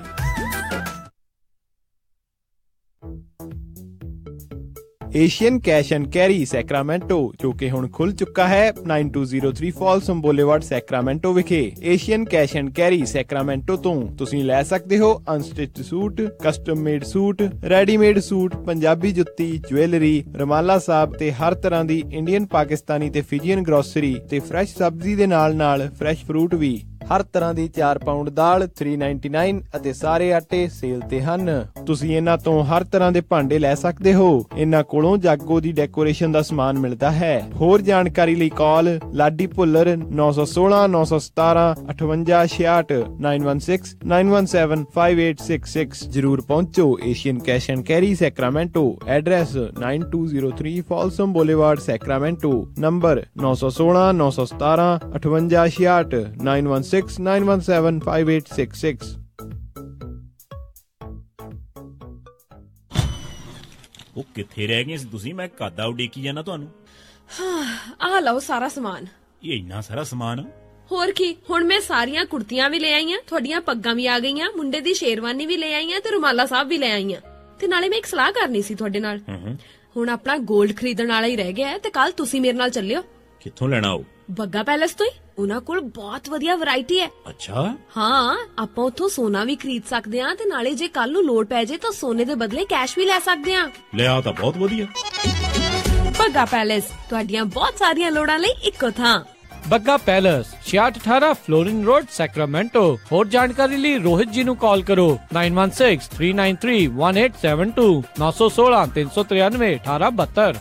ਮੁਸੀਬਤਾਂ ਕਦੇ ਵੀ ਦੱਸ ਕੇ ਨਹੀਂ ਆਉਂਦੀਆਂ, ਇਸ ਲਈ ਖਾਲਸਾ ਇੰਸ਼ੋਰੈਂਸ ਏਜੰਸੀ ਦੇ ਲਾਈਫ ਇੰਸ਼ੋਰੈਂਸ ਪਲਾਨਸ। ਲਾਈਫ ਦੇ ਵਿੱਚ ਮੁਸੀਬਤਾਂ ਲਈ ਹਮੇਸ਼ਾ ਰਹੋ ਤਿਆਰ। Khalsa insurance agency 408 272 2500। ਹਾਂਜੀ, ਮੈਂ ਹਾਂ ਰਾਜ, ਗੋ ਸੈਟੇਲਾਈਟ ਸਿਟੀ ਤੋਂ ਤੁਹਾਡਾ ਆਪਣਾ ਡਿਸ਼ ਲੋਕਲ ਰਿਟੇਲਰ। ਡਿਸ਼ ਜੋ ਕਿ ਪੂਰੇ USA ਦੇ ਵਿੱਚ ਇੰਟਰਨੈਸ਼ਨਲ ਪ੍ਰੋਗਰਾਮ ਦਾ ਟੌਪ ਦਾ ਪ੍ਰੋਵਾਈਡਰ ਹੈ, ਜਿਸ ਦੇ ਵਿੱਚ ਗੁਰਬਾਣੀ, ਤਾਜ਼ਾ ਤਰੀਨ ਖਬਰਾਂ ਦੇ ਨਾਲ ਤੁਸੀਂ ਦੇਖ ਸਕਦੇ ਹੋ ਆਪਣੇ ਮਨਪਸੰਦੀਦਾ ਕ੍ਰਿਕਟ ਦੇ ਮੈਚ ਅਤੇ ਕਬੱਡੀ। ਪੰਜਾਬ ਦੀ ਧਰਤੀ ਦੇ ਨਾਲ ਪੂਰੀ ਤਰ੍ਹਾਂ ਜੋੜ ਕੇ ਰੱਖਦਾ ਹੈ। ਡਿਸ਼ ਤੁਹਾਨੂੰ ਉਪਲਬਧ ਕਰਵਾਉਂਦਾ ਹੈ ਜਸ ਪੰਜਾਬੀ, PTC ਅਤੇ ਵਿਲੋ ਕ੍ਰਿਕਟ। ਜੋ ਵੀ ਤੁਸੀਂ ਦੇਖਣਾ ਪਸੰਦ ਕਰਦੇ ਹੋ ਉਹੀ ਡਿਸ਼ ਤੁਹਾਨੂੰ ਉਪਲਬਧ ਕਰਵਾ ਰਿਹਾ ਹੈ। ਪੰਜਾਬੀ ਪੈਕੇजेस ਤੇ ਸਪੈਸ਼ਲ ਆਫਰ ਜਿਵੇਂ ਕਿ ਪੰਜਾਬੀ ਮੈਗਾ ਪੈਕ ਦੀ ਜਾਣਕਾਰੀ ਦੇ ਲਈ ਕਾਲ ਕਰੋ ਗੋ ਸੈਟੇਲਾਈਟ ਸਿਟੀ ਨੂੰ 5307701192 530 770 1192। ਇਹ ਤੁਹਾਨੂੰ ਫ੍ਰੀ ਸਟੈਂਡਰਡ ਇੰਸਟਾਲੇਸ਼ਨ ਦੇ ਨਾਲ ਇੰਟਰਨੈਸ਼ਨਲ ਪੈਕੇਜ ਦੀ ਐਕਟੀਵੇਸ਼ਨ ਤੇ $100 ਦਾ ਗਿਫਟ ਕਾਰਡ ਵੀ ਦੇਣਗੇ। ਇਸ ਦੇ ਬਾਰੇ ਹੋਰ ਕੋਈ ਵੀ ਜਾਣਕਾਰੀ ਦੇ ਲਈ ਅੱਜ ਹੀ ਕਾਲ ਕਰੋ ਗੋ ਸੈਟੇਲਾਈਟ ਸਿਟੀ ਨੂੰ 5307701192 5307701192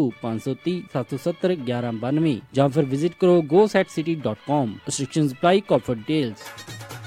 ਉਹ ਜੈਸਮੀਨ ਦੀ ਮੰਗਣੀ ਤਾਂ ਹੋ ਗਈ, ਹੁਣ ਜੀ ਕਰਦਾ ਪਰੀਆਂ ਵਾਂਗ ਵਿਆਹ ਕਰਾਂ ਆਪਣੀ ਧੀ ਦਾ। ਓਹੋ ਜੀ, ਫਿਕਰ ਨਾ ਕਰੋ, ਤੁਹਾਡੀ ਪਰੀ ਦੇ ਸਾਰੇ ਚਾਅ ਪੂਰੇ ਕਰਾਂਗੇ। ਸੈਕਰਾਮੈਂਟੋ 'ਚ ਹੁਣ ਖੁੱਲ ਗਿਆ ਗ੍ਰੈਂਡ ਪਵੇਲੀਅਨ ਬੈਂਕੁਏਟ ਹਾਲ। 1000 ਤੋਂ ਵੱਧ ਗੈਸਟ ਦੀ ਕੈਪੈਸਿਟੀ ਤੇ 300 ਪੈਟੀਓ ਵਾਲਾ ਹਾਲ ਹੈ ਇੱਥੇ। ਓਏ ਵਾਹ। ਐ ਹੀ ਨਹੀਂ, ਇੱਥੇ ਮੰਡਪ ਦਾ ਵੀ ਖਾਸ ਪ੍ਰਬੰਧ ਹੈ। ਮੁੰਡੇ ਕੁੜੀ ਦੇ ਤਿਆਰ ਹੋਣ ਲਈ ਵਧੀਆ ਖੁੱਲੇ ਡੁੱਲੇ ਰੂਮ। ਜੋੜੀ ਦੀ ਐਂਟਰੀ ਸਪੈਸ਼ਲ ਪੌੜੀਆਂ ਤੋਂ ਹੁੰਦੀ ਹੈ, ਪਰੀ ਕਹਾਣੀਆਂ ਵਾਂਗ। ਬਿਲਕੁਲ ਨਵਾਂ ਸਜਿਆ ਹਾਲ, ਨਾਲ ਹੀ ਦੂਜੇ ਹਾਲ 'ਚ ਜਾਗੋ ਜਾਂ ਪਾਰਟੀ ਵੀ ਕਰ ਸਕਦੇ ਹੋ। 300 ਮਹਿਮਾਨਾਂ ਦੇ ਬੈਠਣ ਦਾ ਖਾਸ ਪ੍ਰਬੰਧ।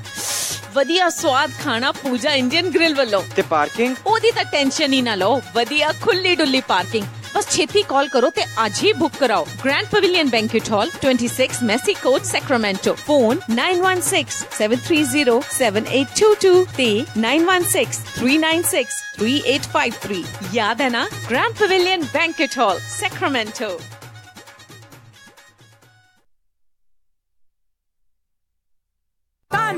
After the success of Nika Zeldar, Grand Showbiz and OMG Group पेश करते ने एक नवी कॉमेडी पंजाबी फिल्म सत श्री अकाल England, starring Amy Work, Monica Gill, Karamjeet Anmol और Sardar Sohi, directed by Vikram Pradhan and produced by Sagun Wag and Nick Bhall। तैयार रहो खिल खिल के हसन लई, जाओ ते वेखो सत श्री अकाल इंग्लैंड ਤੁਹਾਡੇ ਨਜ਼ਦੀਕੀ ਸਿਨੇਮਾਘਰ ਚ 8th of December ਤੋਂ। It's a Grand Showbiz and OMG Group release। Truck stop 40 Oklahoma ਵਾਲਿਆਂ ਨੂੰ ਪੰਜਾਬੀ ਰੈਸਟੋਰੈਂਟ ਲਈ ਸਟਾਫ ਅਤੇ ਰੋਟੀਆਂ ਬਣਾਉਣ ਵਾਲਿਆਂ ਦੀ ਜ਼ਰੂਰਤ ਹੈ। ਹਸਬੈਂਡ ਵਾਈਫ ਦੇ ਲਈ ਗੁੱਡ ਓਪਰਚੁਨਿਟੀ ਹੈ ਅਤੇ ਇਸ ਦੇ ਨਾਲ ਹੀ ਗੈਸ ਸਟੇਸ਼ਨ ਦੇ ਲਈ ਕੈਸ਼ੀਅਰ ਅਤੇ ਵਰਕਸ਼ਾਪ ਦੇ ਲਈ ਮਕੈਨਿਕ ਦੀ ਵੀ ਜ਼ਰੂਰਤ ਹੈ। ਹੋਰ ਜਾਣਕਾਰੀ ਲਈ ਅੱਜ ਹੀ ਕਾਲ ਕਰੋ ਰਾਜ ਹੁਣਾਂ ਨੂੰ। Number 8325127172 832 512 7172। Truck stop 40 Oklahoma 11561 north 1900 road, Sayre, Oklahoma. पानी दियां छल्ला होवन, तू होवे मैं होवां, प्यार दियां गल्लां होवन, तू होवे मैं होवां। सत श्री अकाल दोस्तों, मैं तुहाडा अपना फिरोज खान, तुसीं सुन रहे हो पंजाबी रेडियो USA।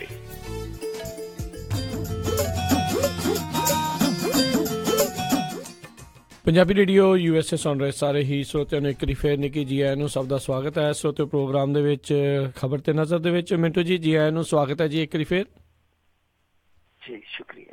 ਤੇ ਸਰੋਤਿਓ ਅਗਲੀਆਂ ਜਿਹੜੀਆਂ ਖਬਰਾਂ ਉਸ ਦੇ ਵੱਲ ਆਪਾਂ ਪਹਿਲਾਂ ਗੱਲ ਕਰਾਂਗੇ, ਫਿਰ ਉਸ ਤੋਂ ਬਾਅਦ ਦੇ ਵਿੱਚ ਜਿਹੜੀਆਂ ਖਬਰਾਂ ਖਤਮ ਹੋਣ ਤੋਂ ਬਾਅਦ ਦੇ ਵਿੱਚ ਫਿਰ ਤੁਹਾਡੇ ਜਿਹੜੇ ਆਪਾਂ ਸਵਾਲ ਉਹ ਲਵਾਂਗੇ, ਉਦੋਂ ਫਿਰ ਤੁਸੀਂ ਕਾਲ ਕਰ ਸਕੋਗੇ।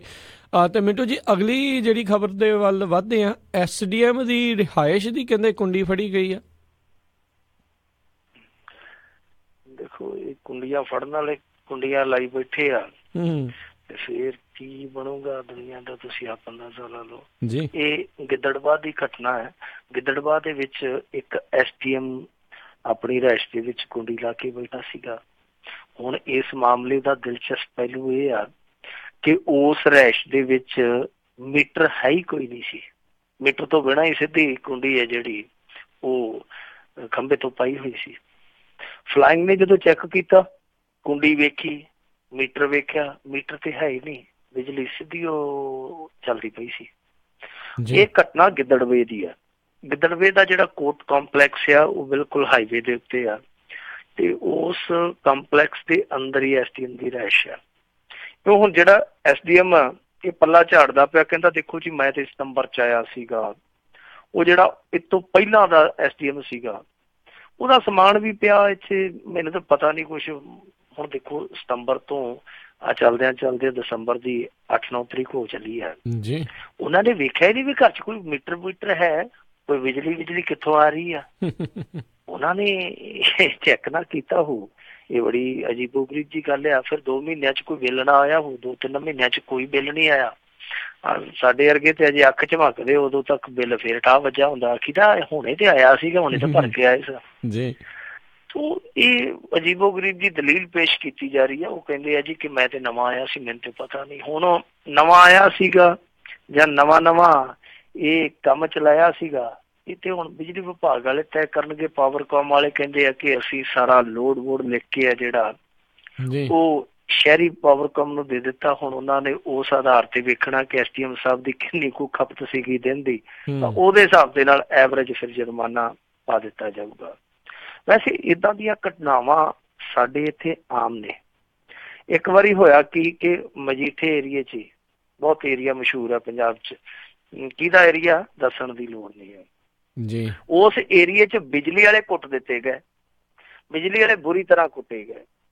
ਜਦੋਂ ਕੁੱਟੇ ਗਏ ਤੇ ਬਿਜਲੀ ਵਾਲਿਆਂ ਦੀ ਸੁਣਵਾਈ ਨਹੀਂ ਹੋਈ, ਕਿਉਂਕਿ ਗਾਂ ਉਹਨਾਂ ਦੀਆਂ ਤਾਰਾਂ, ਜਿਨ੍ਹਾਂ ਦੀਆਂ ਉਹ ਤਾਰਾਂ ਫੜਨ ਗਏ ਸੀ, ਉਹਨਾਂ ਦੀਆਂ ਤਾਰਾਂ ਗਾਂ ਉਸ ਮਸ਼ਹੂਰ ਬੰਦੇ ਨਾਲ ਜੁੜਦੀਆਂ ਸੀ ਜੀ। ਤਾਂ ਉਹ ਨਾਸਾਂ 'ਚੋਂ ਵਗਦੇ ਲਹੂ ਦੇ ਨਾਲ ਥਾਣੇ ਦੇ ਵਿੱਚ ਧਰਨਾ ਲਾਉਣ ਚਲੇ ਗਏ। ਥਾਣੇ ਵਾਲਿਆਂ ਨੇ ਬੂਹਾ ਬੰਦ ਕਰ ਲਿਆ, ਉਹ ਬੁਰੂਆਂ ਦੇ ਵਿੱਚ ਪੱਲੀ ਸੁੱਟ ਕੇ ਧਰਨੇ ਤੇ ਬਹਿ ਗਏ। ਤੇ ਜਦੋਂ ਉਹ ਸੋਚਾਂ 'ਚ ਪਏ ਕਿ ਸਾਡਾ ਇੱਥੇ ਇਹ ਹਾਲ ਆ ਤੇ ਜਿਹੜਾ ਆਮ ਬੰਦਾ ਉਹਦਾ ਕਿੱਦਾਂ ਹਾਲ ਹੁੰਦਾ ਹੋਊਗਾ, ਸੋਚਦੇ ਸੋਚਦਿਆਂ ਨੇ ਜਦੋਂ ਤਾਂ ਨਿਗਾਹ ਮਾਰੀ ਤੇ ਤਾਂ ਕੁੰਡੀ ਲੱਗੀ ਹੋਈ ਸੀ ਥਾਣੇ ਦੀ।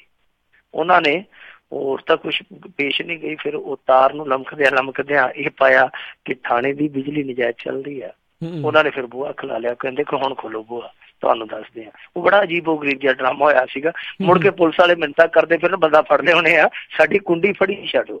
ਸੋ ਇੱਥੇ ਏਦਾਂ ਦੇ ਕੰਮ ਚੱਲਦੇ ਆ। ਇੱਕ ਵਾਰੀ ਇਹ ਵੀ ਰਿਪੋਰਟ ਆ ਗਈ ਸੀ ਕਿ ਜਿਹੜੇ ਕੈਂਪ ਆਫਿਸ ਬਣੇ ਆ, ਜਿਨ੍ਹਾਂ ਨੂੰ ਚਲਾਉਂਦੇ ਵੱਡੇ ਵੱਡੇ ਅਫਸਰ, DCP, SSP ਵਗੈਰਾ, ਉਹਨਾਂ ਕੈਂਪ ਆਫਿਸਾਂ ਦੇ ਵਿੱਚੋਂ ਵੀ ਗਾਂ ਕੁੰਡੀ ਲਾ ਕੇ ਬਿਜਲੀ ਗਾਂ ਘਰਾਂ 'ਚ ਜਗਾਈ ਜਾਂਦੀ ਹੈ। ਇਸ ਤਰ੍ਹਾਂ ਵੀ ਹੁੰਦਾ। ਹੁਣ ਇੱਕ ਰਿਪੋਰਟ ਇੱਥੇ ਇਹ ਵੀ ਤੁਰੀ ਫਿਰਦੀ ਆ ਕਿ ਆ ਜਿਹੜੇ ਸਾਡੇ ਸਰਕਾਰੀ ਵਿਭਾਗ ਆ, ਇਹਨਾਂ ਵੱਲ ਉੱਕਾ ਪੁੱਕਾ ਜਿਹੜਾ ਪਾਵਰਕਾਮ ਨੇ ਬਕਾਇਆ ਲੈਣਾ, ਉਹ ਹੀ 200-250 ਕਰੋੜ ਰੁਪਈਏ ਦਾ ਖੜਾ। ਸੋ ਇਸ ਤਰ੍ਹਾਂ ਦੀ ਲੁੱਟ ਮੱਛੀ ਆ, ਨਹੀਂ ਮੱਛੀ ਆ। ਇੱਥੇ ਹਾਲ ਇਹ ਸੀਗਾ ਕਿ ਜਦੋਂ ਪਾਵਰਕਾਮ ਨੇ ਵਾਹਵਾ ਅੱਤ ਮਚਾਈ ਸੀਗੀ, ਜਦੋਂ ਸਰਕਾਰ ਬਦਲੀ ਆ, ਤਾਂ ਉਦੋਂ ਜਿਹੜਾ ਪਾਵਰਕਾਮ ਦਾ ਸਾਬਕਾ ਚੇਅਰਮੈਨ ਸੀ KD ਚੌਧਰੀ, ਉਹਦਾ ਵੀ ਬਕਾਇਆ ਨਿਕਲ ਆਇਆ ਸੀ ਕਿ ਉਹਨੇ ਵੀ ਬਿੱਲ ਨਹੀਂ ਭਰਿਆ, ਉਹ ਵੀ ਬਿਜਲੀ ਏਦਾਂ ਹੀ ਮਚਾਉਂਦਾ ਰਿਹਾ। ਸੋ ਇਹ ਮੁਫ਼ਤ ਦੀ ਚੀਜ਼ ਜਿਹੜੀ ਖਾਣ ਦੀ ਆਦਤ ਪਈ ਹੈ ਨਾ ਅਫਸਰਾਂ ਨੂੰ, ਤੇ ਛਡਾਉਣੀ ਪਊਗੀ। SDM ਕੋਈ ਛੋਟਾ ਮੋਟਾ ਅਫਸਰ ਨਹੀਂ ਹੈ ਜੀ, ਇਹਦੇ ਕੋਲ ਮੈਜਿਸਟਰੇਟ ਪਾਵਰਾਂ ਹੁੰਦੀਆਂ। ਉਪ ਮੰਡਲ ਦਾ ਇਹ ਸਭ ਤੋਂ ਵੱਡਾ ਪਾਵਰਫੁਲ ਅਧਿਕਾਰੀ ਆ। ਇਹ ਚਾਹੇ ਤੇ ਜਿਹਦੇ ਮਰਜ਼ੀ ਅਦਾਰੇ 'ਚ ਜਾ ਕੇ, ਸੰਸਥਾਨ 'ਚ ਜਾ ਕੇ ਛਾਪਾ ਮਾਰ ਸਕਦਾ। ਇਹਦੀ ਇੰਨੀ ਪਾਵਰ ਆ ਕਿ ਜੇ ਮੰਨ ਲਓ ਇਹ ਸਰਸੇ ਦਾ SDM ਹੈ ਤਾਂ ਜਿਹੜਾ ਉਹ ਡੇਰੇ ਵਾਲੇ ਨੂੰ ਇੱਕ ਵਾਰੀ ਖੜੇ ਪੈਰ ਉੱਥੋਂ ਡੇਰੇ 'ਚੋਂ ਹੱਥ ਗੜੀ ਲਵਾ ਕੇ ਬਾਹਰ ਲਿਆ ਸਕਦਾ। ਤਾਂ ਜਿਹੜੇ ਏਡੇ ਵੱਡੇ ਪਾਵਰਫੁਲ ਅਫਸਰ ਆ, ਜਿਨ੍ਹਾਂ ਦੀ ਤਨਖਾਹ ਜਿਹੜੀ ਉਹ ਗਿਣਦਿਆਂ ਮੇਰੇ ਖਿਆਲ ਦੇ ਨਾਲ ਸਾਡੇ ਵਰਗੇ ਨੂੰ ਗਿਣਤੀ ਭੁੱਲ ਜਾਵੇ, ਜੇ ਉਹ ਇਸ ਤਰ੍ਹਾਂ ਦੀਆਂ ਹਰਕਤਾਂ ਕਰਨ, ਮੇਰੇ ਖਿਆਲ ਦੇ ਨਾਲ ਬਹੁਤ ਸ਼ਰਮ ਵਾਲੀ ਗੱਲ ਆ। ਬਿਲਕੁਲ ਬਿਲਕੁਲ ਜੀ। ਤੇ ਮਿੰਟੋ ਜੀ, ਅਗਲੀ ਜਿਹੜੀ ਖਬਰ ਉਸ ਦੇ ਵੱਲ ਵਧਦੇ ਆ। ਸੁੱਚਾ ਸਿੰਘ ਲੰਗਾਹ ਦੀ ਜ਼ਮਾਨਤ ਅਰਜੀ ਖਾਰਜ ਹੋਈ। ਉਹ ਤੇ ਜਿੱਦਾਂ ਮਾਮਾ ਸਦੀਕ ਦਾ ਗਾਣਾ ਸੀਗਾ ਨਾ, ਲੋਈ ਗਿਆ ਵਕੀਲ ਗਿਆ ਦੱਸ ਕੇ ਚੰਡੀਗੜ੍ਹ ਉਹਨਾਂ ਜ਼ਮਾਨਤ ਹੋਈ, ਤਾਂ ਇਹਦੇ ਬਾਰੇ ਵੀ ਕਿਹਾ ਜਾ ਸਕਦਾ ਕਿ ਲੋਈ ਸੁੱਚਾ ਸਿੰਘ ਨੂੰ ਸਿਪਾਹੀ ਗਿਆ ਦੱਸ ਕੇ ਗੁਰਦਾਸਪੁਰ ਉਹਨਾਂ ਜ਼ਮਾਨਤ ਤੇਰੀ ਹੋਈ।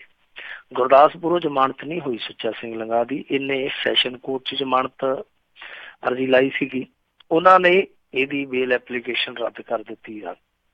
ਵੈਸੇ ਉਮੀਦ ਘੱਟ ਹੀ ਸੀਗੀ। ਸੁੱਚਾ ਸਿੰਘ ਲੰਗਾਹ ਉਮੀਦ ਦੇ ਵਿੱਚ ਤੁਰਿਆ ਫਿਰਦਾ ਹੋਵੇ ਤੇ ਕੋਈ ਕਹਿ ਨਹੀਂ ਸਕਦਾ, ਪਰ ਜਿਹੜੇ ਬੰਦੇ ਇਹਨਾਂ ਕੇਸਾਂ ਦੀ ਜਾਣਕਾਰੀ ਰੱਖਦੇ, ਉਹਨਾਂ ਨੂੰ ਇਸ ਗੱਲ ਦਾ ਇਲਮ ਸੀਗਾ ਕਿ ਇਹਦੀ ਜ਼ਮਾਨਤ ਏਡੀ ਸੁਖਾਲੀ ਨਹੀਂ ਹੋਣੀ।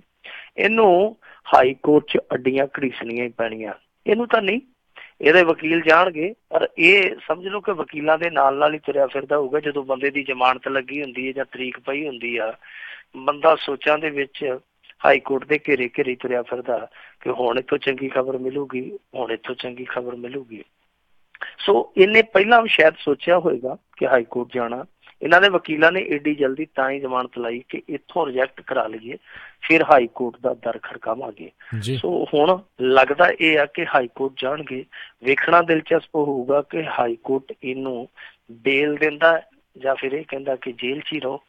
ਇਹ ਵੇਖਣਾ ਦਿਲਚਸਪ ਹੋਏਗਾ। ਪਰ ਮੈਨੂੰ ਲੱਗਦਾ ਕਿ ਜਿਸ ਤਰ੍ਹਾਂ ਦਾ ਕੇਸ ਆ, ਜਦੋਂ ਉਹਨੂੰ ਜ਼ਮਾਨਤਾਂ ਤੇ ਸੁਣਵਾਈ ਹੋਣੀ ਆ, ਉਦੋਂ ਨੂੰ ਇਹਨਾਂ ਨੇ ਫੈਸਲਾ ਕਰਾ ਦੇਣਾ, ਕਿਉਂਕਿ ਜਿੱਦਾਂ ਇਹਦੀ ਚਾਰਜ ਸ਼ੀਟ ਬਹੁਤ ਘੱਟ ਸਮੇਂ 'ਚ ਫਾਈਲ ਹੋਈ ਆ, ਬਹੁਤ ਘੱਟ ਸਮਾਂ ਲੱਗਾ ਚਲਾਨ ਪੇਸ਼ ਕਰਨ ਲੱਗਿਆ ਪੁਲਿਸ ਨੂੰ, ਤਾਂ ਇੱਥੋਂ ਲੱਗਦਾ ਕਿ ਇਹਦੇ ਕੇਸ ਦਾ ਵੀ ਨਿਬੇੜਾ ਹੋ ਜਾਣਾ। ਜ਼ਮਾਨਤ ਲਈ ਜਿਹੜੀ ਜ਼ੋਰ ਅਜ਼ਮਾਈ ਆ ਉਹ ਹਾਈ ਕੋਰਟ 'ਚ ਹੋਏਗੀ ਜ਼ਰੂਰ, ਪਰ ਕਾਫੀ ਮੱਧਮ ਆਸ ਆ। ਬਾਕੀ ਕੋਰਟਾਂ ਨੇ ਕੀ ਫੈਸਲਾ ਕਰਨਾ ਉਹ ਨਹੀਂ ਅਸੀਂ ਕਹਿ ਸਕਦੇ, ਪਰ ਜਿਸ ਤਰੀਕੇ ਦਾ ਕੇਸ ਆ, ਆਮ ਤੌਰ ਤੇ ਕਿਉਂਕਿ ਹਾਈ ਪ੍ਰੋਫਾਈਲ ਕੇਸ ਆ, ਇਹਦੇ ਵਿੱਚ ਇਹ ਪੋਲੀਟੀਕਲ ਸਟੇਟਸ ਰੱਖਦੇ ਆ, ਤਾਂ ਪੋਲੀਟੀਕਲ ਸਟੇਟਸ ਦਾ ਇੱਕ ਪੰਗਾ ਇਹ ਵੀ ਪੈ ਜਾਂਦਾ ਕਿ ਇਹ ਬੰਦਾ ਬਾਹਰ ਗਿਆ ਜੇ ਇਹਨੂੰ ਜ਼ਮਾਨਤ ਮਿਲਦੀ ਹੈ ਤਾਂ ਇਹ ਕੇਸ ਜਾਂ ਕੇਸ ਦੇ ਜਿਹੜੇ ਗਵਾਹ ਹੈ ਉਹਨਾਂ ਨੂੰ ਪ੍ਰਭਾਵਿਤ ਕਰ ਸਕਦਾ ਹੈ। ਜੀ ਜੀ ਜੀ। ਤੇ ਅਗਲੀ ਆਪਾਂ ਮਿੰਟੂ ਜੀ ਖਬਰ ਉਸ ਦੇ ਉੱਤੇ ਜਿਹੜੀ ਨਜ਼ਰ ਬਣਾਉਂਦੇ ਆ ਵੀ ਹੁਸ਼ਿਆਰਪੁਰ ਗੈਂਗਵਾਰ 35 ਲੱਖ 'ਚ ਤੈਅ ਹੋਇਆ ਸੀ ਸੌਦਾ, ਕਤਲ ਪਿੱਛੇ ਹੈਰਾਨ ਕਰਨ ਵਾਲਾ ਸੱਚ ਆਇਆ ਹੁਣ ਸਾਹਮਣੇ। ਦੇਖੋ ਇਹ ਜਿਹੜਾ ਕਤਲ ਆ ਨਾ ਪਿੱਛੇ 2 ਦਿਨ ਪਹਿਲਾਂ ਹੋਇਆ, ਦੁੱਧ ਪਾ ਕੇ ਕੋਈ ਪਰਤ ਰਿਹਾ ਸੀ ਜਾਂ ਦੁੱਧ ਪਾਉਣ ਜਾ ਰਿਹਾ ਸੀਗਾ, ਅਮਰੀਕ ਸਿੰਘ ਉਹਦਾ ਨਾਮ ਸੀ, ਅਮਰੀਕ ਸਿੰਘ ਮੀਕਾ, ਉਹਦਾ ਕਤਲ ਕਰ ਦਿੱਤਾ ਗਿਆ। ਇਹ ਕਤਲ ਕੋਈ ਸਧਾਰਨ ਕਤਲ ਨਹੀਂ। ਤੁਹਾਨੂੰ ਯਾਦ ਹੋਣਾ ਸਾਲ ਦੇ ਸ਼ੁਰੂਆਤ ਦੇ ਵਿੱਚ ਇੱਕ ਸਰਪੰਚ ਮਾਰਿਆ ਗਿਆ ਸੀਗਾ ਚੰਡੀਗੜ੍ਹ ਦੀ ਸੜਕ ਤੇ, ਔਰ ਉਹਦੀ ਲਾਈਵ ਫੋਟੋ ਆਪਾਂ ਸਾਰਿਆਂ ਨੇ ਵੇਖੀ ਸੀਗੀ ਕਿ ਕਿੱਦਾਂ ਗੈਂਗਸਟਰ ਉਹਨੂੰ ਸੜਕ ਤੇ ਖਿਲਾਰ ਕੇ ਗੋਲੀ ਮਾਰ ਰਿਹਾ। ਤਾਂ ਉਹ ਜਿਹੜਾ ਬੰਦਾ ਮਰਿਆ ਸੀਗਾ ਉਹ ਸਰਪੰਚ ਸਤਨਾਮ ਸਿੰਘ ਉਹਦਾ ਨਾਮ ਸੀਗਾ। ਇਹ ਅਸਲ ਦੇ ਵਿੱਚ ਉਹਦੀ ਪਾਰਟੀ ਨੇ ਬਦਲੇ ਦੇ ਵਿੱਚ ਕਤਲ ਕਰਵਾਇਆ। ਔਰ ਇਸ ਦੁਸ਼ਮਣੀ ਦੀ ਜਿਹੜੀ ਨੀਂਹ ਰੱਖੀ ਗਈ ਉਹ ਇੱਕ ਪਲਾਟ ਦੇ ਵਿੱਚੋਂ ਰੱਖੀ ਗਈ ਸੀ, ਕਿਉਂਕਿ ਜਿਹੜਾ ਸਤਨਾਮ ਸਿੰਘ ਮਰਿਆ ਸੀ ਸਰਪੰਚ, ਉਹਦਾ ਪਹਿਲਾਂ ਛੋਟਾ ਭਰਾ ਉਹ ਇੱਕ ਗੈਂਗਸਟਰ ਸੀਗਾ, ਪਹਿਲਾਂ ਉਹਦਾ ਕਤਲ ਹੋਇਆ ਸੀ। ਉਹਦਾ ਨਾਂ ਸੀਗਾ ਸ਼ਾਨਾ। ਪਹਿਲਾਂ ਉਹਦਾ ਕਤਲ ਹੋਇਆ ਕਿਉਂਕਿ ਉਹਦਾ ਇੱਕ ਕਬਜ਼ੇ ਨੂੰ ਲੈ ਕੇ ਰੌਲਾ ਚੱਲਦਾ ਸੀ ਕਿਸੇ ਪਾਰਟੀ ਦੇ ਨਾਲ, ਉਹਨਾਂ ਨੇ ਉਹ ਸ਼ਾਨਾ ਮਾਰਤਾ, ਸ਼ਾਨਾ ਮਾਰ ਦਿੱਤਾ। ਤਾਂ ਫਿਰ ਜਿਹੜੇ ਮੁੰਡੇ ਨੇ ਮਰਵਾਇਆ ਸੀ ਜਾਂ ਮਾਰਿਆ ਸੀ ਪ੍ਰਦੀਪ, ਸ਼ਾਨੇ ਦੀ ਪਾਰਟੀ ਨੇ ਚੱਕ ਕੇ ਉਹ ਪ੍ਰਦੀਪ ਦਾ ਪਿਓ ਮਾਰ ਦਿੱਤਾ। ਹੁਣ ਜਦੋਂ ਪ੍ਰਦੀਪ ਦਾ ਪਿਓ ਮਾਰ ਦਿੱਤਾ, ਦੂਜੀ ਧਿਰ ਨੇ ਉਹ ਜਿਹੜਾ ਸਰਪੰਚ ਜਿਹਦੀ ਆਪਾਂ ਗੱਲ ਕਰਦੇ ਚੱਕ ਕੇ ਉਹ ਮਾਰ ਦਿੱਤਾ। ਹੁਣ ਉਹ ਮਾਰ ਦਿੱਤਾ ਤੇ ਉਹਦੇ 2-3 ਭਰਾ, ਜਾਨੀ 2 ਤੇ ਮਰ ਗਏ, 2-3 ਭਰਾ ਉਹਦੇ ਬਾਹਰ ਫੌਰਨ 'ਚ ਬੈਠੇ ਆ। ਦੱਸਦੇ ਉਹ ਇਹ ਆ ਕਿ ਉਹਨਾਂ ਨੇ ਇੱਥੋਂ ਕਿਸੇ ਨਾਲ ਡੀਲ ਕਰਕੇ 30-35 ਲੱਖ ਦੀ ਉਹਨਾਂ ਨੇ ਹੁਣ ਉਹ ਜਿਹੜਾ ਪ੍ਰਦੀਪ ਸੀ, ਜਿਹੜੇ ਮੁੰਡੇ ਨੇ ਸਭ ਤੋਂ ਪਹਿਲਾਂ ਸ਼ਾਨਾ ਮਾਰਿਆ ਸੀ, ਉਹਦੇ ਚਾਚੇ ਨੂੰ ਮਰਵਾ ਕੱਤਿਆ। ਯਾਨੀ 2 ਕਤਲ ਉਹਨਾਂ ਦੇ ਹੋ ਗਏ, 2 ਕਤਲ ਉਹਨਾਂ ਦੇ ਹੋ ਗਏ ਆ। ਪਲਾਟ ਦੇ ਵਿੱਚ ਪਤਾ ਨਹੀਂ ਘਾਈ ਉੱਗੀ ਪਈ ਹੋਊਗੀ, ਪਤਾ ਨਹੀਂ ਉੱਥੇ ਰੂੜੀਆਂ ਲੱਗੀਆਂ ਹੋਣੀਆਂ। ਇਹ ਦੋਵੇਂ ਟੱਬਰ ਹੈ ਜਿਹੜੇ ਆਪੋ ਵਿੱਚ ਦੀ ਖਹਿ ਕੇ ਮਰਨ ਡਏ ਆ।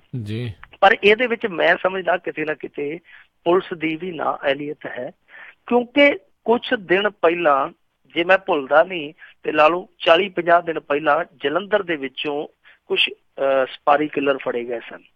ਉਹਨਾਂ ਨੇ ਸਾਫ਼ ਤੌਰ ਤੇ ਖੁਲਾਸਾ ਕਰ ਦਿੱਤਾ ਸੀਗਾ ਕਿ ਅਸੀਂ ਸਪਾਰੀ ਲਈ ਹੈ, ਆਹ ਬੰਦਾ ਮਾਰਨਾ। ਤਾਂ ਜਦੋਂ ਪਤਾ ਲੱਗ ਗਿਆ ਸੀ ਪੁਲਿਸ ਨੂੰ, ਪੁਲਿਸ ਉਹ ਪਤਾ ਲੱਗਣ ਤੋਂ ਬਾਅਦ ਵੀ ਬੰਦਾ ਨਹੀਂ ਬਚਾ ਸਕੀ। ਹਾਲਾਂਕਿ ਪੁਲਿਸ ਨੇ ਗਨਮੈਨ ਜ਼ਰੂਰ ਦਿੱਤੇ ਸੀਗੇ ਇਸ ਸ਼ਖਸ ਨੂੰ, ਅਮਰੀਕ ਸਿੰਘ ਨੂੰ, ਪਰ ਉਹ ਗਨਮੈਨ ਉਸ ਸਮੇਂ ਕਿੱਥੇ ਸਨ? ਕਿਉਂਕਿ ਜਦੋਂ ਉਹਨੂੰ ਕਤਲ ਕੀਤਾ ਗਿਆ ਉਦੋਂ ਉਹ ਸਕੂਟੀ ਤੇ ਇਕੱਲਾ ਹੀ ਜਾ ਰਿਹਾ ਸੀਗਾ ਜਦੋਂ ਉਹਨੂੰ ਗੋਲੀਆਂ ਮਾਰੀਆਂ ਗਈਆਂ। ਤਾਂ ਉਸ ਸਮੇਂ ਉਹ ਗਨਮੈਨ ਕਿੱਥੇ ਸਨ? ਇਹਦਾ ਕੋਈ ਕਿਸੇ ਨੂੰ ਪਤਾ ਨਹੀਂ ਹੈ। ਹਾਲਾਂਕਿ ਉਸ ਪਰਿਵਾਰ ਨੇ ਹੁਣ ਤੱਕ ਉਹਦਾ ਸੰਸਕਾਰ ਨਹੀਂ ਕੀਤਾ ਮ੍ਰਿਤਕ ਦਾ। ਉਹ ਕਹਿੰਦੇ ਕਿ ਜਦੋਂ ਤੱਕ ਬੰਦੇ ਨਹੀਂ ਫੜੇ ਜਾਂਦੇ ਅਸੀਂ ਇਹਦਾ ਸੰਸਕਾਰ ਨਹੀਂ ਕਰਾਂਗੇ। ਬਹਰਹਾਲ ਖਬਰ ਇਹ ਆ ਰਹੀ ਹੈ ਕਿ ਕੁਛ ਗ੍ਰਿਫਤਾਰੀਆਂ ਇਸ ਮਾਮਲੇ 'ਚ ਹੋਈਆਂ, ਪਰ ਇਸ ਮਾਮਲੇ ਦਾ ਜਿਹੜਾ ਨਿਚੋੜ ਹੈ, ਜਿਹੜਾ ਸਿੱਟਾ ਹੈ, ਉਹ ਇਹੋ ਹੀ ਆ ਕਿ ਦੇਖ ਲਓ ਕੁਛ ਮਰਲਿਆਂ ਤੋਂ, ਕੁਛ ਕਨਾਲਾਂ ਤੋਂ ਸ਼ੁਰੂ ਹੁੰਦੇ ਝਗੜੇ ਜਿਹੜੇ ਆ ਉਹ ਜਾੜਿਆਂ ਤੱਕ ਪਹੁੰਚ ਜਾਂਦੇ ਆ, ਔਰ ਇਹਦਾ ਸੇਕ ਕਈ ਵਾਰ ਬਾਹਰ ਬੈਠੇ ਪੰਜਾਬੀਆਂ ਨੂੰ ਵੀ ਲੱਗ ਜਾਂਦਾ। ਹੁਣ ਇਸ ਮਾਮਲੇ ਦੇ ਵਿੱਚ ਅਸੀਂ ਇਹੋ ਹੀ ਕਹਿ ਸਕਦੇ ਹਾਂ ਕਿ ਅੱਗੇ ਇਹ ਕੰਮ ਨਾ ਚੱਲੇ, ਇੱਥੇ ਰੁਕ ਜਾਵੇ। ਪਰ ਇਹਦੀ ਵੀ ਉਮੀਦ ਜਿਹੜੀ ਹੈ ਘੱਟ ਆ, ਕਿਉਂਕਿ ਇਹੋ ਜਿਹੀਆਂ ਦੁਸ਼ਮਣੀਆਂ ਜਿਹੜੀਆਂ ਟਲਦੀਆਂ ਨਹੀਂ। ਮੈਨੂੰ ਯਾਦ ਆ ਇੱਥੇ ਸਾਡੇ ਲਾਗੇ, ਸਾਡੇ ਇੱਧਰ ਪਾਣੀ ਦੀਆਂ ਵਾਰੀਆਂ ਲੱਗਦੀਆਂ, ਨਹਿਰੀ ਪਾਣੀ ਦੀਆਂ ਵਾਰੀਆਂ ਹੁੰਦੀਆਂ, ਜ਼ਮੀਨ ਦੇ ਰਕਬੇ ਦੇ ਹਿਸਾਬ ਨਾਲ ਪਾਣੀ ਦੀ ਵਾਰੀ ਹੁੰਦੀ ਹੈ ਕਿ ਤੇਰਾ ਪਾਣੀ 10 ਕਿੱਲਿਆਂ ਦਾ 1 ਘੰਟਾ 50 ਮਿੰਟ ਆ, ਜੇ ਮੇਰੇ ਕੋਲ 1-2 ਕਿੱਲੇ ਆ ਤੇ ਮੇਰਾ 16-17 ਮਿੰਟ ਬਣਦਾ ਪਾਣੀ। ਪਾਣੀ ਦੀ ਵਾਰੀ ਦਾ ਰੌਲਾ ਸੀ। ਰੌਲਾ ਕਿੰਨਾ ਸੀ? 5 ਮਿੰਟਾਂ ਦਾ। 5 ਮਿੰਟਾਂ ਪਿੱਛੇ 5 ਕਤਲ ਹੋਏ ਸੀ ਆਪੋ ਵਿੱਚ, ਔਰ 5 ਕਤਲ ਕਰਨ ਵਾਲੇ ਮੁੜ ਕੇ ਮੈਂ ਜੇਲ੍ਹ ਦੇ ਵਿੱਚ ਹੀ ਕੁੱਬੇ ਹੁੰਦੇ ਵੇਖੇ ਸੀਗੇ। ਸੋ ਇਹ ਇਸ ਤਰ੍ਹਾਂ ਦੇ ਵਰਤਾਰੇ ਸਾਡੇ ਪੰਜਾਬ 'ਚ ਆਮ ਆ। ਪਰ ਇਹਦੇ ਪਿੱਛੇ ਇੱਕ ਕਾਰਨ ਇਹ ਵੀ ਆ ਕਿ ਪਹਿਲਾਂ ਸਾਡੀ ਜਿਹੜੀ ਪੰਚਾਇਤੀ ਵਿਵਸਥਾ ਸੀ ਉਹ ਬੜੀ ਮਜ਼ਬੂਤ ਸੀਗੀ। ਏਦਾਂ ਦੇ ਝਗੜੇ, ਛੋਟੀਆਂ ਲੜਾਈਆਂ ਵੱਟਾਂ ਤੋਂ, ਛੋਟੇ ਖਾਲੇ ਤੋਂ, ਪਲਾਟ ਤੋਂ, ਜ਼ਮੀਨ ਤੋਂ ਜੇ ਕਿਤੇ ਹੋ ਵੀ ਜਾਂਦੇ ਤਾਂ ਜੇ ਤੇ ਕੰਮ ਹੋ ਗਿਆ ਸੋ ਹੋ ਗਿਆ। ਜੇ ਝਗੜਾ ਹੋਇਆ ਤਾਂ ਉਸ ਝਗੜੇ ਦਾ ਨਿਪਟਾਰਾ ਸਿਆਣੇ ਬੰਦੇ ਕਰਵਾ ਦਿੰਦੇ ਸੀ ਵਿੱਚ ਬਹਿ ਕੇ। ਜਿਹੜੀ ਉਹ ਪੰਚਾਇਤੀ ਵਿਵਸਥਾ ਇਸ ਰਾਜਨੀਤੀ ਵਿਵਸਥਾ ਦੀ ਸ਼ਿਕਾਰ ਹੋਈ ਆ, ਉਹ ਪੰਚਾਇਤੀ ਵਿਵਸਥਾ ਜਿੱਦਾਂ ਖੋਖਲੀ ਕਰ ਦਿੱਤੀ ਰਾਜਨੀਤਿਕ ਵਿਵਸਥਾ ਨੇ, ਉਹਦਾ ਸਿੱਟਾ ਵੀ ਸਾਨੂੰ ਏਦਾਂ ਦਾ ਭੁਗਤਣਾ ਪਿਆ ਕਿ ਹੁਣ ਅਗਲਾ ਪੰਚਾਇਤ ਦੇ ਵਿੱਚ ਜਾਂਦਾ ਹੀ ਨਹੀਂ, ਇਹ ਸੋਚਦਾ ਕਿ ਮੈਂ ਫਲਾਣੀ ਪਾਰਟੀ ਦਾ, ਅੱਗੋਂ ਸਰਪੰਚ ਫਲਾਣੀ ਪਾਰਟੀ ਦਾ, ਉੱਥੇ ਜਾਣ ਦਾ ਕੀ ਫਾਇਦਾ। ਜੀ ਜੀ ਜੀ। ਤੇ ਮਿੰਟੂ ਜੀ, ਅਗਲੀ ਜਿਹੜੀ ਆਪਾਂ ਜੇ ਗੱਲ ਕਰੀਏ ਵੀ ਖੇਡ ਦੀ ਮੈਦਾਨ ਦੀ ਖਬਰ ਕੀ ਆ? ਜਿਹੜਾ ਸੈਮੀਫਾਈਨਲ ਮੈਚ ਹੋਣਾ ਸੀ ਹਾਕੀ ਵਾਲਾ, ਉਸ ਦਾ ਕੀ ਬਣਿਆ ਜੀ? ਸੈਡ ਖਬਰ ਹੈ ਜੀ, ਭਾਰਤ ਸੈਮੀਫਾਈਨਲ ਮੈਚ ਹਾਰ ਗਿਆ ਅਰਜਨਟਾਈਨਾ ਤੋਂ। ਅਰਜਨਟਾਈਨਾ ਓਲੰਪੀਅਨ ਚੈਂਪੀਅਨ ਹੈ, ਓਲੰਪਿਕ ਦੀ ਚੈਂਪੀਅਨ, ਗੋਲਡ ਮੈਡਲਿਸਟ ਆ। ਅਰਜਨਟਾਈਨਾ ਦੀ ਟੀਮ ਬਹੁਤ ਸਟਰੋਂਗ ਆ, ਪਰ ਅਸਲ ਦੇ ਵਿੱਚ ਅਰਜਨਟਾਈਨਾ ਨੇ ਨਹੀਂ ਹਰਾਇਆ ਭਾਰਤ ਨੂੰ ਹਰਾਇਆ ਮੀਂਹ ਨੇ। ਮੀਂਹ ਬਹੁਤ ਜ਼ਿਆਦਾ ਪੈ ਗਿਆ ਸੀ, ਐਸਟ੍ਰੋਟਰਫ ਤੇ ਪਾਣੀ ਬਹੁਤ ਜ਼ਿਆਦਾ ਸੀਗਾ। ਭਾਰਤ ਇਸ ਕੰਡੀਸ਼ਨ 'ਚ ਬਹੁਤ ਘੱਟ ਖੇਡਿਆ। ਉਹ ਜਦੋਂ ਵੀ ਬਾਲ ਥਰੂ ਪਾਸ ਦਿੰਦੇ ਸੀਗੇ ਉਹ ਬਹੁਤ ਸਲੋ ਸੀ, ਪਾਣੀ ਦੇ ਵਿੱਚ ਗੇਮ ਤੁਰਦੀ ਨਹੀਂ ਸੀ। ਇਹਨਾਂ ਦੀ ਸਪੀਡ ਤੇ ਬਹੁਤ ਅਸਰ ਪਿਆ। ਇੱਕ ਮਨਪ੍ਰੀਤ ਜਿਹੜਾ ਕੈਪਟਨ ਹੈ ਮੁੰਡਾ ਜਲੰਧਰ ਦਾ, ਉਹਨੂੰ ਕਾਰਡ ਮਿਲ ਗਿਆ, 8-10 ਮਿੰਟ ਉਹਨੂੰ ਸਸਪੈਂਡ ਕਰ ਦਿੱਤਾ ਗਿਆ। ਉਹ ਵੀ ਇੱਕ ਬਹੁਤ ਵੱਡਾ ਝਟਕਾ ਸੀ, ਪਰ ਬਾਵਜੂਦ ਇਸ ਦੇ ਇਹਨਾਂ ਮੁੰਡਿਆਂ ਨੇ ਸ਼ਾਨਦਾਰ ਖੇਡ ਦਿਖਾਈ। ਇਹ 6ਵੇਂ ਦਰਜੇ ਦੀ ਟੀਮ, ਉਹ ਪਹਿਲੇ ਦਰਜੇ ਦੀ ਟੀਮ ਸੰਸਾਰ ਦੇ ਵਿੱਚ। ਹਾਲਾਂਕਿ ਦਰਜਾਬੰਦੀ 'ਚ ਤਾਂ ਰੈਂਕਿੰਗ ਪਤਾ ਨਹੀਂ, ਪਰ ਓਲੰਪਿਕ ਦੇ ਆਧਾਰ ਤੇ ਅਸੀਂ ਕਹਿ ਸਕਦੇ ਹਾਂ ਕਿ ਉਹ ਓਲੰਪਿਕ ਦੇ ਗੋਲਡ ਮੈਡਲਿਸਟ, ਸੰਸਾਰ ਦੇ ਜੇਤੂ ਆ। ਤਾਂ ਉਹਨਾਂ ਸੰਸਾਰ ਜੇਤੂਆਂ ਦਾ ਜਿਸ ਤਰੀਕੇ ਨਾਲ ਇਹਨਾਂ ਨੇ ਮੁਕਾਬਲਾ ਕੀਤਾ, ਅਖੀਰਲਾ ਜਿਹੜਾ ਕੁਆਟਰ ਸੀ ਉਹਦੇ 'ਚ ਤੇ ਇਹਨਾਂ ਨੇ ਭੜਥੂ ਪਾਈ ਰੱਖਿਆ। ਪਰ ਬਦਕਿਸਮਤੀ ਕਿ ਉਹ ਇੱਕ ਗੋਲ ਦਾ ਵੱਟਾ ਨਹੀਂ ਲਾ ਸਕੇ, ਬਰੋਬਰ ਨਹੀਂ ਕਰ ਸਕੇ। ਪਰ ਬਾਵਜੂਦ ਇਸ ਦੇ ਜਿਹੜਾ ਇਸ ਚੈਂਪੀਅਨਸ਼ਿਪ ਦੇ ਵਿੱਚ ਇਹਨਾਂ ਨੇ ਜੁਝਾਰੂ ਸਮਰੱਥਾ ਦਾ ਮੁਜ਼ਾਹਰਾ ਕੀਤਾ, ਉਹ ਬਾ ਕਮਾਲ ਸੀ। ਇਹਦੀ ਸ਼ਲਾਘਾ ਕਰਨੀ ਬਣਦੀ ਹੈ। ਇਹ ਟੀਮ ਇਹ ਖੜੀ ਹੋ ਰਹੀ ਹੈ, ਪੁਨਰ ਸਰਜੀਤ ਹੋ ਰਹੀ ਹੈ। ਉਹ ਸਾਡੀ ਹਾਕੀ ਜਿਹੜੀ ਇੱਕ ਬਹੁਤ ਸ਼ਾਨਦਾਰ ਲੈਗਸੀ ਰੱਖਦੀ ਸੀ, ਉਹ ਇੱਕ ਵਾਰੀ ਖੜੋਤ ਦਾ ਸ਼ਿਕਾਰ ਹੋ ਗਈ ਸੀ। ਤਾਂ ਇਹ ਪੁਨਰ ਸਰਜੀਤੀ ਦੇ ਦੌਰ 'ਚ ਗੁਜ਼ਰ ਰਹੀ ਹੈ ਟੀਮ, ਪੁਨਰ ਸਰਜੀਤ ਹੋ ਰਹੀ ਹੈ। ਹੌਲੀ ਹੌਲੀ ਲੱਗਦਾ ਹੈ ਕਿ ਸਮੇਂ ਦੇ ਨਾਲ, ਤਜਰਬੇ ਦੇ ਨਾਲ ਇਹ ਟੀਮ ਜਿਹੜੀ ਹੈ ਹੁਣ ਜਿੱਦਾਂ ਫਾਈਟ ਦਿੰਦੀ ਹੈ, ਆਉਣ ਵਾਲੇ ਦਿਨਾਂ ਦੇ ਵਿੱਚ ਝਟਕੇ ਵੀ ਦਿਆ ਕਰੂਗੀ। ਬਹੁਤ ਵਧੀਆ ਖੇਡੀ ਹੈ। ਉਹਦਾ ਮੈਡਲ ਦੀ ਹਾਲੇ ਵੀ ਉਮੀਦ ਜਿਹੜੀ ਹੈ ਉਹ ਬਰਕਰਾਰ ਆ, ਕਿਉਂਕਿ ਤੀਜੇ ਤੇ ਚੌਥੇ ਸਥਾਨ ਲਈ ਹੁਣ ਇਹਨਾਂ ਨੇ ਮੈਚ ਖੇਡਣਾ ਹੈ। ਜੀ ਜੀ।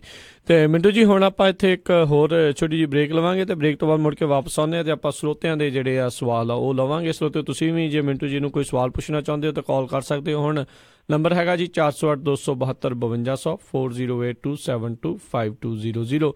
ਇਸ ਨੰਬਰ ਦੇ ਉੱਤੇ ਕਾਲ ਕਰਕੇ ਤੁਸੀਂ ਵੀ ਜਿਹੜਾ ਸਵਾਲ ਪੁੱਛ ਸਕਦੇ ਹੋ। ਤੇ ਜਿਹੜੇ ਫੇਸਬੁੱਕ ਦੇ ਉੱਤੇ ਵੀ ਦੇਖ ਰਹੇ ਆ, ਜੇ ਉੱਥੇ ਵੀ ਤੁਸੀਂ ਕੋਈ ਸਵਾਲ ਪੁੱਛਣਾ ਚਾਹੁੰਦੇ ਹੋ ਤਾਂ ਉੱਥੇ ਵੀ ਤੁਸੀਂ ਜਿਹੜਾ ਜੀ ਪੁੱਛ ਲਿਓ। ਤੇ ਮਿਲਦੇ ਹਾਂ ਤੁਹਾਨੂੰ ਇੱਕ ਬ੍ਰੇਕ ਤੋਂ ਬਾਅਦ 'ਚ।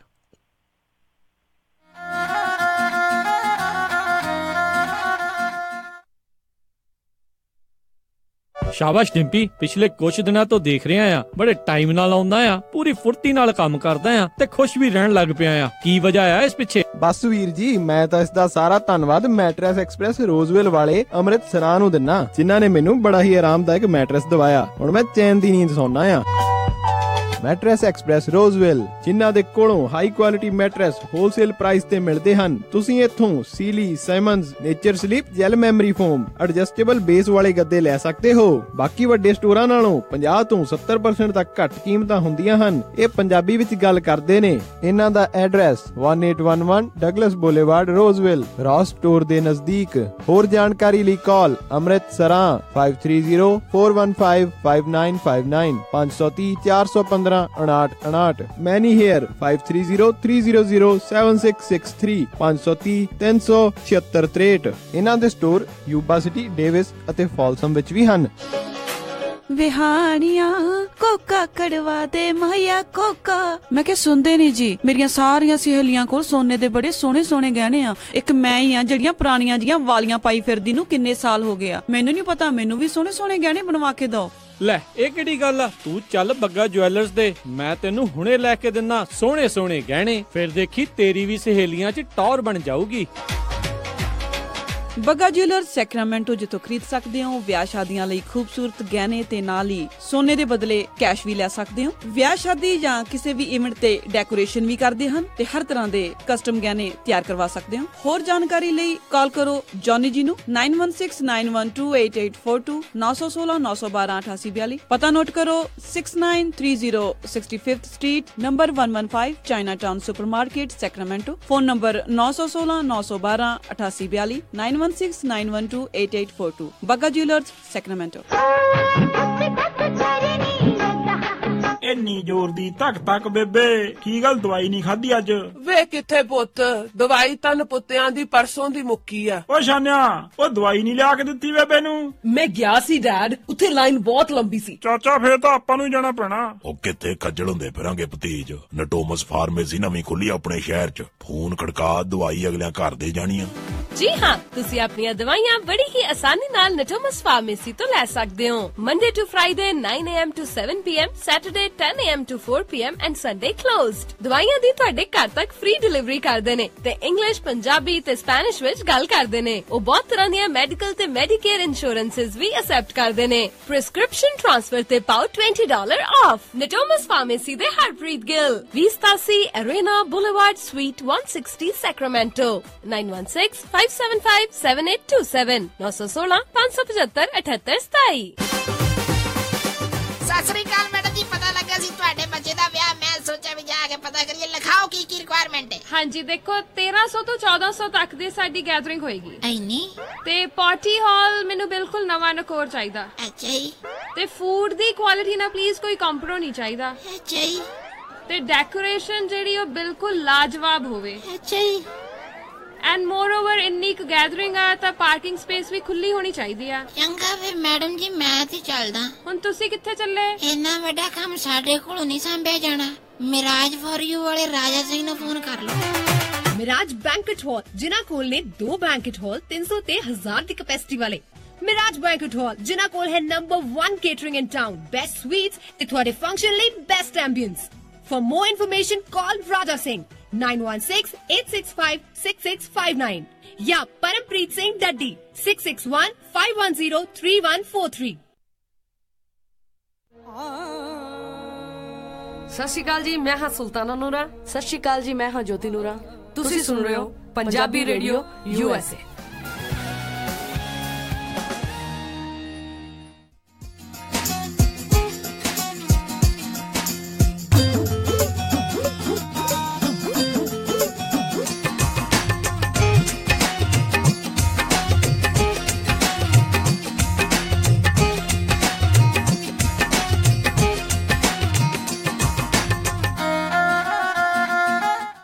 ਪੰਜਾਬੀ ਰੇਡੀਓ USA ਸੁਣ ਰਹੇ ਸਾਰੇ ਹੀ ਸਰੋਤਿਆਂ ਨੂੰ ਇੱਕ ਵਾਰੀ ਫੇਰ ਨਿੱਘੀ ਜੀ ਆਇਆਂ ਨੂੰ। ਸਭ ਦਾ ਸਵਾਗਤ ਹੈ ਸਰੋਤਿਓ ਪ੍ਰੋਗਰਾਮ ਦੇ ਵਿੱਚ, ਪ੍ਰੋਗਰਾਮ ਖਬਰ ਤੇ ਨਜ਼ਰ ਦੇ ਵਿੱਚ। ਮਿੰਟੂ ਜੀ, ਜੀ ਆਇਆਂ ਨੂੰ, ਸਵਾਗਤ ਹੈ ਜੀ। ਸਤਿ ਸ਼੍ਰੀ ਅਕਾਲ ਇੱਕ ਵਾਰੀ ਫੇਰ ਜੀ। ਸ਼ੁਕਰੀਆ। ਤੇ ਸਰੋਤਿਓ ਤੁਸੀਂ ਵੀ ਜੇ ਹੁਣ ਮਿੰਟੂ ਜੀ ਨੂੰ ਸਵਾਲ ਪੁੱਛਣਾ ਚਾਹੁੰਦੇ ਹੋ ਤਾਂ ਕਾਲ ਕਰ ਸਕਦੇ ਹੋ ਜੀ। ਹੁਣ ਨੰਬਰ ਹੈਗਾ ਜੀ ਸਾਡਾ ਸਟੂਡੀਓ ਦੇ ਵਿੱਚ ਕਾਲ ਕਰਨ ਦੇ ਲਈ, ਸਵਾਲ ਪੁੱਛਣ ਦੇ ਲਈ 408 272 5200 4082725200 ਦੇ ਉੱਤੇ। ਤੇ ਮਿੰਟੂ ਜੀ, ਇਸ ਤੋਂ ਪਹਿਲਾਂ ਆਪਾਂ ਜਿਹੜੇ ਸਵਾਲ ਲਈਏ, ਕਈ ਜਣੇ ਜਿਹੜੇ ਆ ਉਹਨਾਂ ਨੇ ਹਾਕੀ ਦੇ ਬਾਰੇ ਪੁੱਛਿਆ ਸੀਗਾ ਵੀ ਕਹਿੰਦੇ ਜਿਹੜਾ ਤੀਜੇ ਚੌਥੇ ਵਾਲਾ ਹੁਣ ਮੈਚ ਹੋਣਾ ਉਹ ਕਿਸ ਦਿਨ ਹੋਣਾ ਤੇ ਕਿੰਨੇ ਵਜੇ ਜਿਹੜਾ ਉਹ ਹੋਵੇਗਾ, ਜੇ ਤੁਹਾਨੂੰ ਉਸ ਦੇ ਬਾਰੇ ਜਾਣਕਾਰੀ ਹੈਗੀ ਆ ਤਾਂ? ਮੇਰੇ ਖਿਆਲ ਦੇ ਨਾਲ ਸੰਡੇ ਨੂੰ ਹੋਏਗਾ 10 ਨੂੰ, ਕਿਉਂਕਿ ਫਾਈਨਲ 10 ਨੂੰ ਹੈ ਨਾ। ਪਹਿਲਾ ਮੈਚ ਜਿਹੜਾ ਹੋਏਗਾ ਉਹ ਤੀਜੇ ਤੇ ਚੌਥੇ ਥਾਂ ਲਈ ਹੋਏਗਾ, ਫਿਰ ਪਹਿਲੇ ਤੇ ਦੂਜੇ ਵਾਲਾ, ਯਾਨੀ 2 ਮੈਚ ਹੈ ਜਿਹੜੇ। ਕੱਲ ਦਾ ਰੈਸਟ ਹੋਏਗਾ ਨਾ, 9 ਦਾ ਵਿੱਚੋਂ ਰੈਸਟ ਹੋਏਗਾ ਜੀ, ਤੇ ਸੰਡੇ ਨੂੰ ਜਿਹੜੇ ਦੋਵੇਂ ਮੈਚ ਹੋਣਗੇ। ਦੁਪਹਿਰ ਜੇ ਨੂੰ ਹੁੰਦਾ ਆ ਜਾਂ ਫਿਰ ਸ਼ਾਮ ਨੂੰ ਹੁੰਦੇ ਆ?